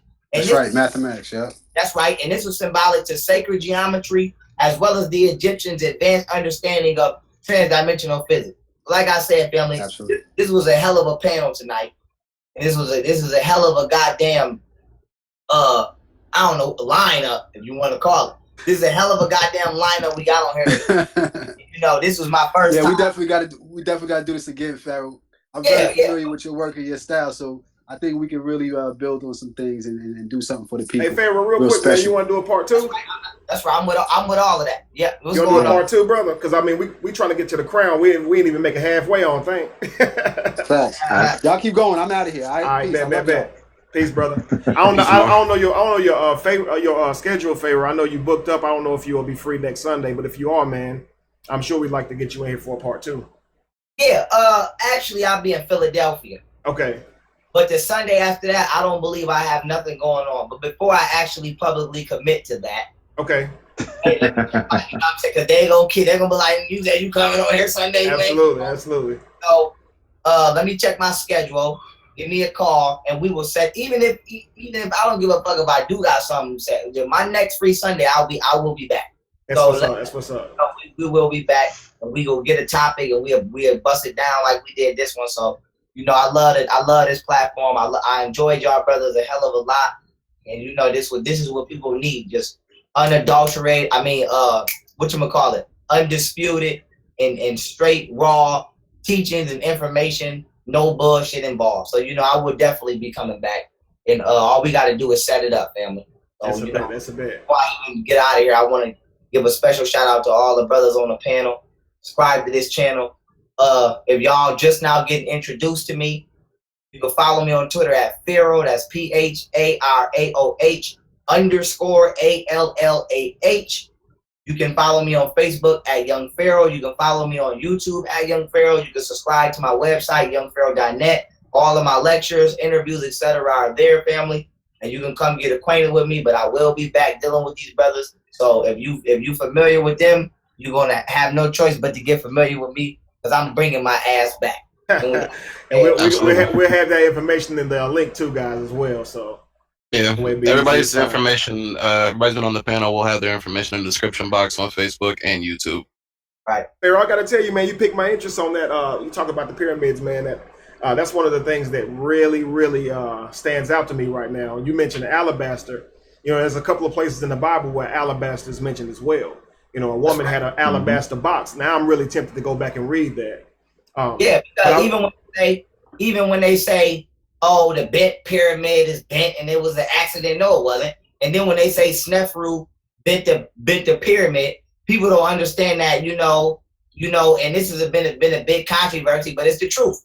Just like the Bible is allegorical, damn near 90% of the history of Egypt is allegorical, and a lot of the shit. That's what I tell them, bro. That's what I tell them. It's like, well, that shit ain't happen either. But outside of that, you know, that we ain't gonna turn into a debate. But outside of that, Snefru is a attributive word which means double harmony. So when they say Snefru built the bent pyramid, and we know that the pyramid is bent at 2 angles, they're saying that the pyramid is built in order to pick up double harmony. And this was also confirmed by a military general. I believe he was from Germany, if not from the U.S. I'll have his name next time I come back, who confirmed that when they went over there, the pyramid, specifically the bent pyramid, was picking up 2 electromagnetic frequencies out of the atmosphere. So Egypt was a giant civilization of sound conduction. So basically, Egypt was one big ass studio. I like that. We didn't even touch how, and see, saying that makes me want to go into how the pyramids on the perfect ley lines with the Temple of the Sun, with the Bermuda Triangle, you know, and how it also connects with Stonehenge with the other ley lines going, you know, north and south. I mean, because it all conducted energy, it conducted sound, it conducted thoughts. You know, I know, for people to be able to communicate. I know, you know, and I'm gonna say, because I'm giving a lecture, because I'll get to go and I've got to slide. But I know, you know, they had the little contraption in Egypt where they used to put people in there and play this sound and heal them. They had like a sound, like a sound chamber where they were literally healing. They didn't have no hospital, none of that. No matter whatever was wrong with you, all they did was vibrate you out of that frequency where it existed. And we can prove that today because we know for a fact the human body should be anywhere from, let's say, 72 to 80 hertz frequency. And you start catching colds at 68 hertz frequency, or it's either 58 or 68. So we know for a fact that you only get colds and diseases once your aura, your biofield vibrates to the level of such susceptibility. So, you know, we was dealing with, we were, because we are the we. And that's why you would alkaline your body to electrify yourself, raise your vibration, keep your body from being susceptible to colds and things like that. Just in the simplest because the virus can't live in an alkaline state. Absolutely. If your cells are alkaline, the virus cannot live. Right. It's the same way, you can think of it like this. The same way the universe is so loud you can't hear it is the same way you need to motherfucking make sure your biofield is so vibrant that disease and sickness can't hear you, aka live in you. You need to vibrate outside of the range of digestibility for that level of existence. So with that being said, family, I'm gonna leave y'all with these brothers. I'm gonna put my information in the description. We had a hell of a goddamn show, and I will be back. And with that being said, much love, brother. I needed this conversation just as much as y'all to know. I felt like I was on an island. I was the only one out here with this perspective. But we out here. We everywhere. We out here. And you know, much love, family. Enjoy y'all night. I'm gonna leave y'all with these brothers, and I will be back. Indeed, brother. Peace, everybody. Love y'all. Peace, King.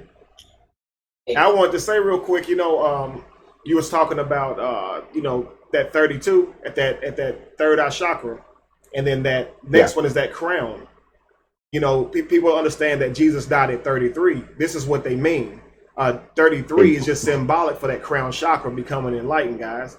You know, and it's just so neat. I just wanted to say that as a teaser, I guess, for next week. But I guess when you see this stuff, when you're a Bible reader, especially as often as I've read it, been in, you know, in the profession of teaching or preaching, rather, I can see the stuff playing in my head as I'm watching those images. And I'm like, wow, Christ died at 33, right?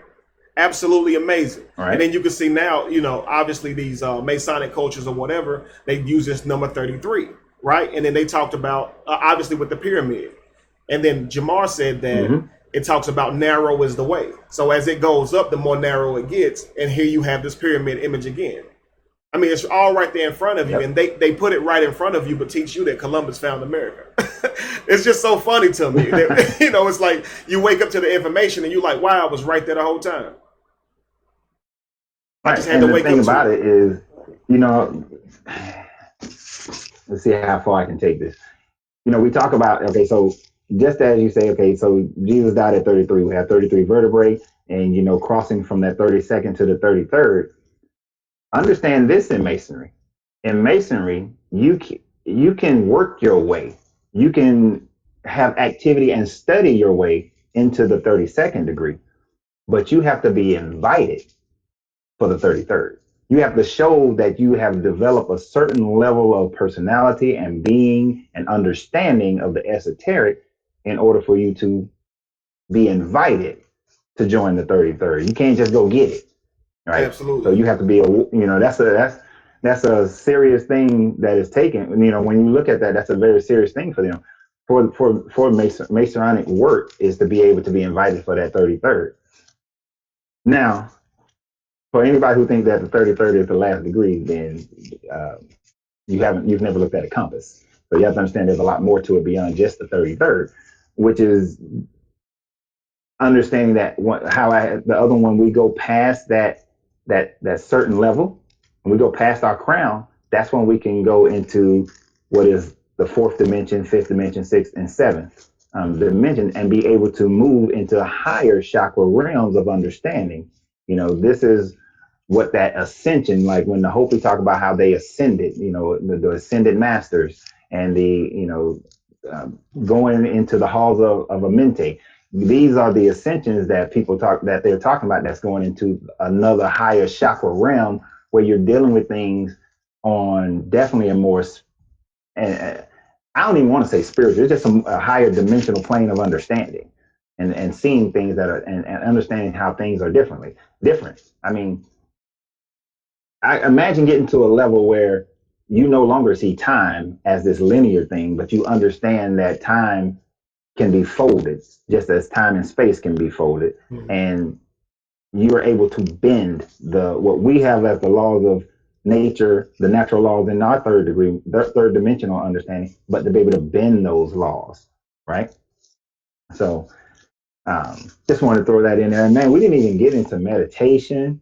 Man, I'm telling you, brother, like you don't understand. I'm mad about that. So I'm telling you, brother, though, this was so powerful, man. The information that's given, and I say it, man, because you're not gonna be able to really go through a chakra presentation just as much as you're not going to be able to read somebody a Bible from beginning to end, because to be honest, it's a little more complicated than that, you know. And I think that for the Christian who comes on this panel and think they're going to fully understand chakras and be able to denounce it and say it's not worth anything or it's false, you should be ashamed of yourself. You spent your whole life in Christianity and you still don't even understand that yet.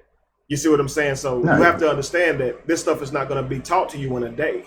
You know, honestly, man, I learned so much, and I've put 8 months into, since I officially woke up and came out and that video went viral in December. That's about the time I really started studying chakras. And when I tell you I learned so much tonight listening to you guys, I'm glad I sit back and shut my mouth, because I mean I could have said enough to do a podcast on a beginner's level chakra. But, you know, I'm one of those people, man, it's like, you know what? Sometimes a man said, how was it, Father, that you're so wise? And he said, I learned to be the last person to speak. You don't always have to be the one talking, man. Sometimes you have to listen and absorb so you can grow. And then maybe somebody can understand how exactly you got to be so wise. Sometimes you got to listen and understand. You don't know it all.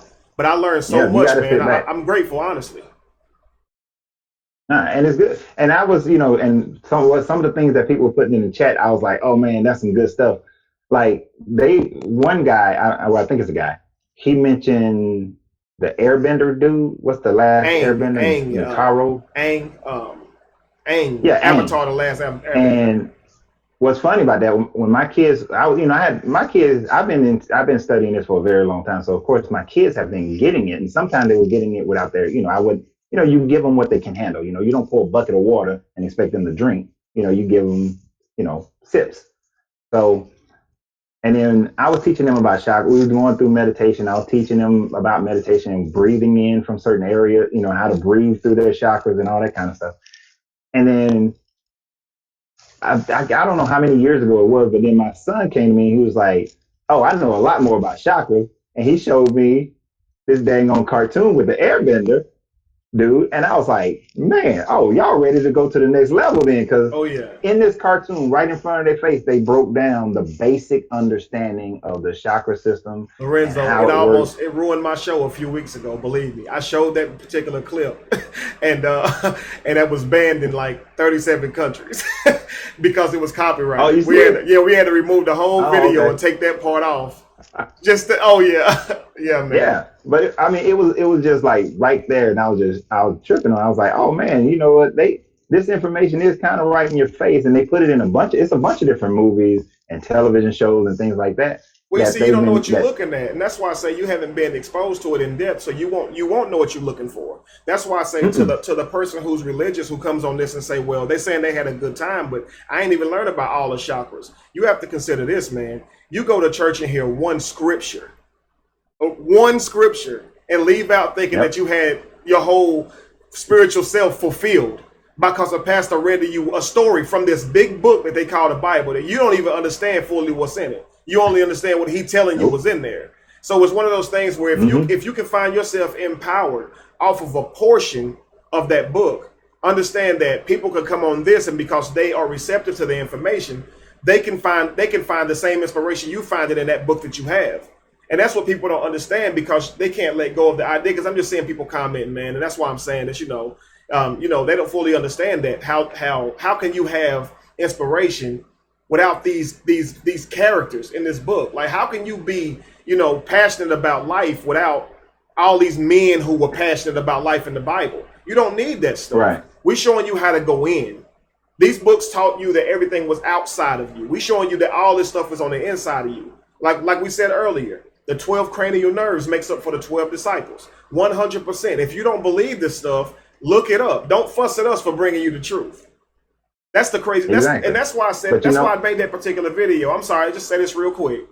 That's why I made that particular video, because for some people now, when they hear this truth, they will admit, when I first heard this, it may be uncomfortable. And that's how the truth is. It's kind of like that 225 pounds I was trying to bench. You know, it didn't care whether or not I cared if it was going to hurt my feelings, because I tried it over and over every day and couldn't get it.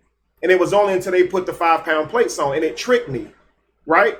Mm-hmm. But I realized, though, man, that weight didn't get any lighter. 225 will never change. It's going to be what it is. So when you begin to be able to be strong enough to move it, don't assume that the weight got weaker. You changed. And that's why I say the truth is always going to be there. Because you can't interpret it right now, that's a you problem, I promise you. The same way that you guys use that pseudo type, you know, when they flip that social pressure on you by telling you that you have the problem because you don't understand the Bible. We're telling you you cannot inherit this truth because it's your problem. Okay, so you've been exposed to a whole bunch of stuff that's opposite perspective. So it's going to be hard for you to interpret this information, to digest this information. It's almost like, I hate to use this terminology, but giving a little bitty baby a steak. You know, most of us on here trying to go vegans now, but just imagine giving a small baby a steak that don't even have teeth. So that's what you're trying to digest. So just be patient, stop being arrogant, okay? Humble yourself and understand this is something that you don't have information on. Please. Go ahead, Lorenzo. Exactly. And oh no, you're fine. I mean, bro, you said a mouthful right there. I mean, that's what it is. I mean, that's why my children are growing. They're still growing. I mean, I got a 21, 18-year-old and a 16-year-old, and they're still growing in this process. I'm 45. I'm still growing in this process. You know, it's a never-ending transformation. That's why on some of my videos I talk about that.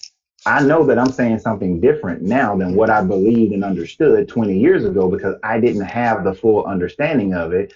It wasn't, I couldn't conceptualize all the information of it as well. You know, the brother was talking about how his sexual energy was just running rampant during one portion of his life.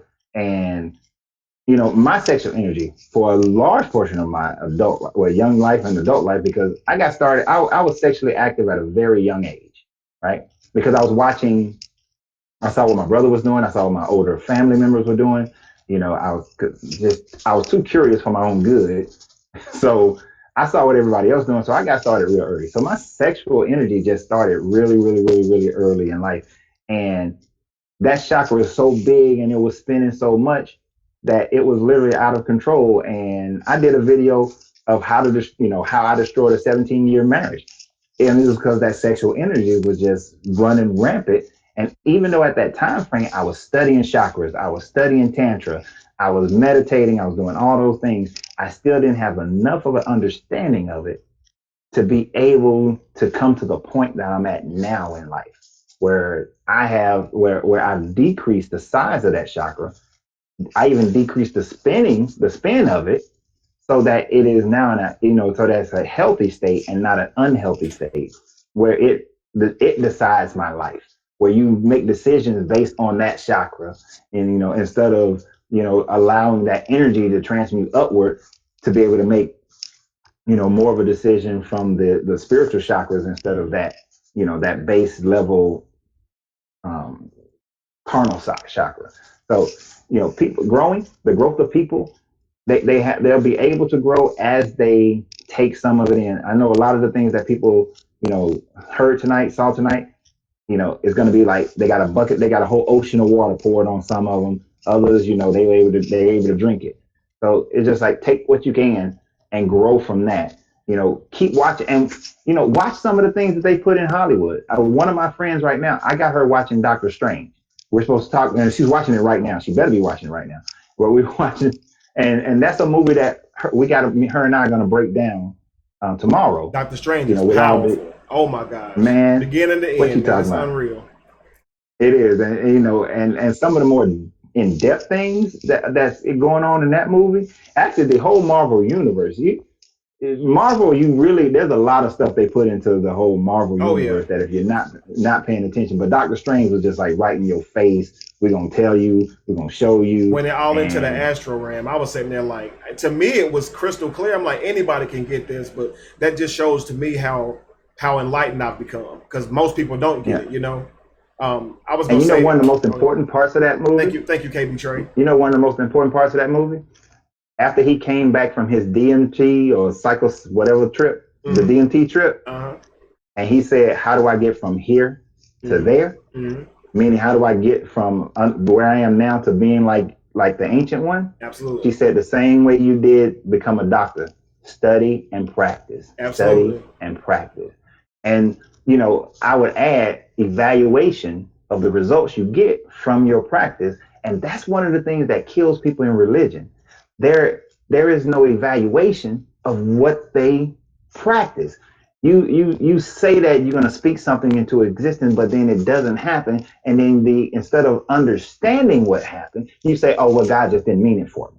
Or if a door opens for you, you say, well, God opened that door for me. But then you go through the door and now, you don't utilize it correctly and your frequencies are off and everything go to hell in a pot. Then all of a sudden you're saying, oh, well, I was just on this assignment, or I was just supposed to learn this.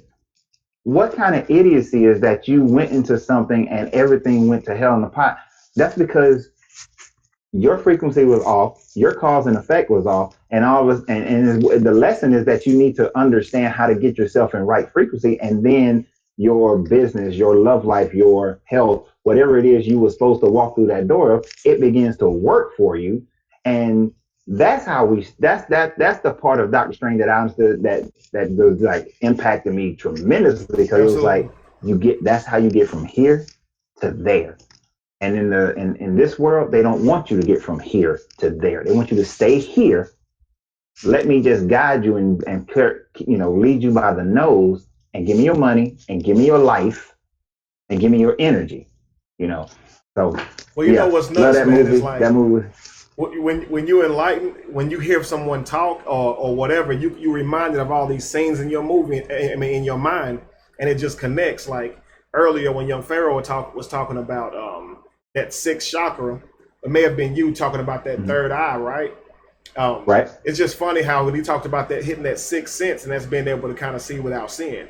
I thought about back to that movie. If you guys listening, if you remember that movie on Sixth Sense, he could see dead people. It's so crazy that it's funny that you think I see dead people means seeing ghosts, but when you enlighten, the people that exist in your realm are the dead people. The people who live and give their life to energies outside of themselves, calling them gods.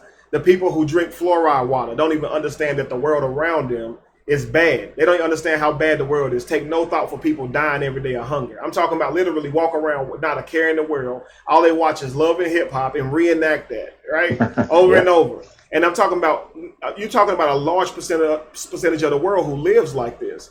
And so it just brings a whole new light to it. I see dead people. Like I literally see people who are dead, who are not moving forward in their life. You see what I'm saying? You're just a vessel. Your actual higher self is asleep. It's dead in here. You don't even think. Like your brain don't even work.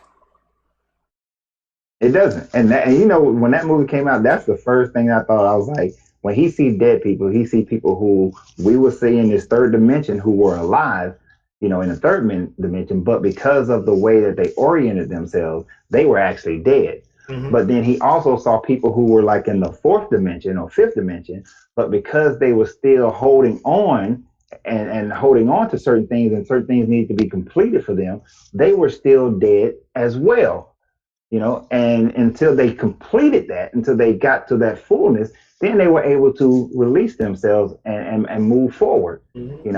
I tell you another movie that was like that, I think it's called Come What May. It was a Robin Williams movie. I don't think I saw that one. Oh man, you got to see that movie. What is it? Come What May? I think it's called Come What May. It was Robin Williams. He died. He didn't know he was dead at first. He's in heaven, but his heaven is just his. I said in my father's mansion there's many rooms. He had his own heaven by himself, so people can cross each other's heaven. But then his wife commits suicide, and he goes to her. She can't see him or recognize him because the guilt that she was feeling, the shame and the guilt that she had been taught to have for committing suicide kept her into like this purgatory like hell. And his son tells him she's not going to be able to see you even though you're there, because she won't allow herself to see you. So they don't tell you how long it took, but he gets to a point where she finally comes out of it, and they're able to see each other. And then once she sees him, she recognizes that she was putting herself into this prison, into this hell. That it wasn't anything that anybody else outside of her was doing. Wow. She created it. Yeah, what dreams may come. What dreams may come. You got that kind of image like on Fight Club too. You know. It's kind of the same way. It's in all of these movies, man. We need to do a show on that one day. I promise you, we need to do a show on that. For real. I was going to dive into Truman Show just for the fun of it. That might be 8 hours long. That'll be a fun show. That'll be 8 hours long. That'll be a fun show. Well, I don't know if we can use the footage. I mean, I guess if you I know that would sub. Dang, that subs. There's a way to use footage, Josh. I mean, I see a ton of people using footage on videos. I think if there's it's like a live stream. if If it's a live stream though, they somehow won't let you post it after the fact or something like that. If it's I think it's something about fair use. Like it's really sketchy around fair use, but B-roll. Is it the B-roll? I believe is what you need. It's 11:11. We starting our spiritual journey. Boom. Hey, we can do. Hey, listen. We could do the video privately and load it up on Facebook or something. That'd be dope. That's true. We can get it off. But again, I want to thank you for coming in. I'm gonna end this show so we can say we kept it under 4 hours this time. Bam, bam. That's right. Touchdown. Kevin learning how to keep it short. Listen, guys. Before we close off, though, I want to give a special thanks to everybody who came on board. Lorenzo, Young Pharaoh, Jamaar. Thank you, brothers. 100%. Again, Josh, thank you very much. To everybody that's listening, we really need you to join the Patreon. All right, so if you're on here, it's a few dollars a month. I'm going to be giving you guys some information that you can share with your loved ones, and I promise you it'll help break the mental barriers off. It's conversations that I have with Christians. I'm talking about phone consultations that I do with Christians. Conversations that we've had, I've documented those conversations. I'm not giving anybody's names out, but I'm going to go into great detail on how the mind works and what religion does to your brain, so you can let your loved ones hear this stuff. It'll even give you ammunition on things to take back and say to your people. All right, I'm going to do this. Is going to be exclusively for Patreon, so make sure you join and support us on Patreon, guys. Trust me, you don't want to miss this. And that's it. Until next week. Thank you, everybody. Anything else you got to say, Josh? Sorry. I was going to say, again, I told you we're going to start working on this because you keep forgetting. Value. If you got value from this show, please donate to the Patreon. If you want to see this keep going forward, please move to the Patreon. We're also going to have more exclusive videos, like Kevin said. And we'll probably get Young Pharaoh, Jamaar, and some other people on, as we keep going, move forward as well. But again, it's just $1. You don't have to donate anything at all, but if you want to support the show, if you got any value from it, we really do appreciate it, and it really helps us with the show. But yeah, that's all. Absolutely. Thank you, Josh, for reminding me, brother. I need me a Josh. Josh is the man, bro. Josh is the man. Thank you guys, I gotta find me a Josh. I'm around. I gotta talk to you behind the scenes anyway. But yeah. Okay. All right. Peace, my beautiful family. We'll see you guys next week. Good vibrations. Peace, brother.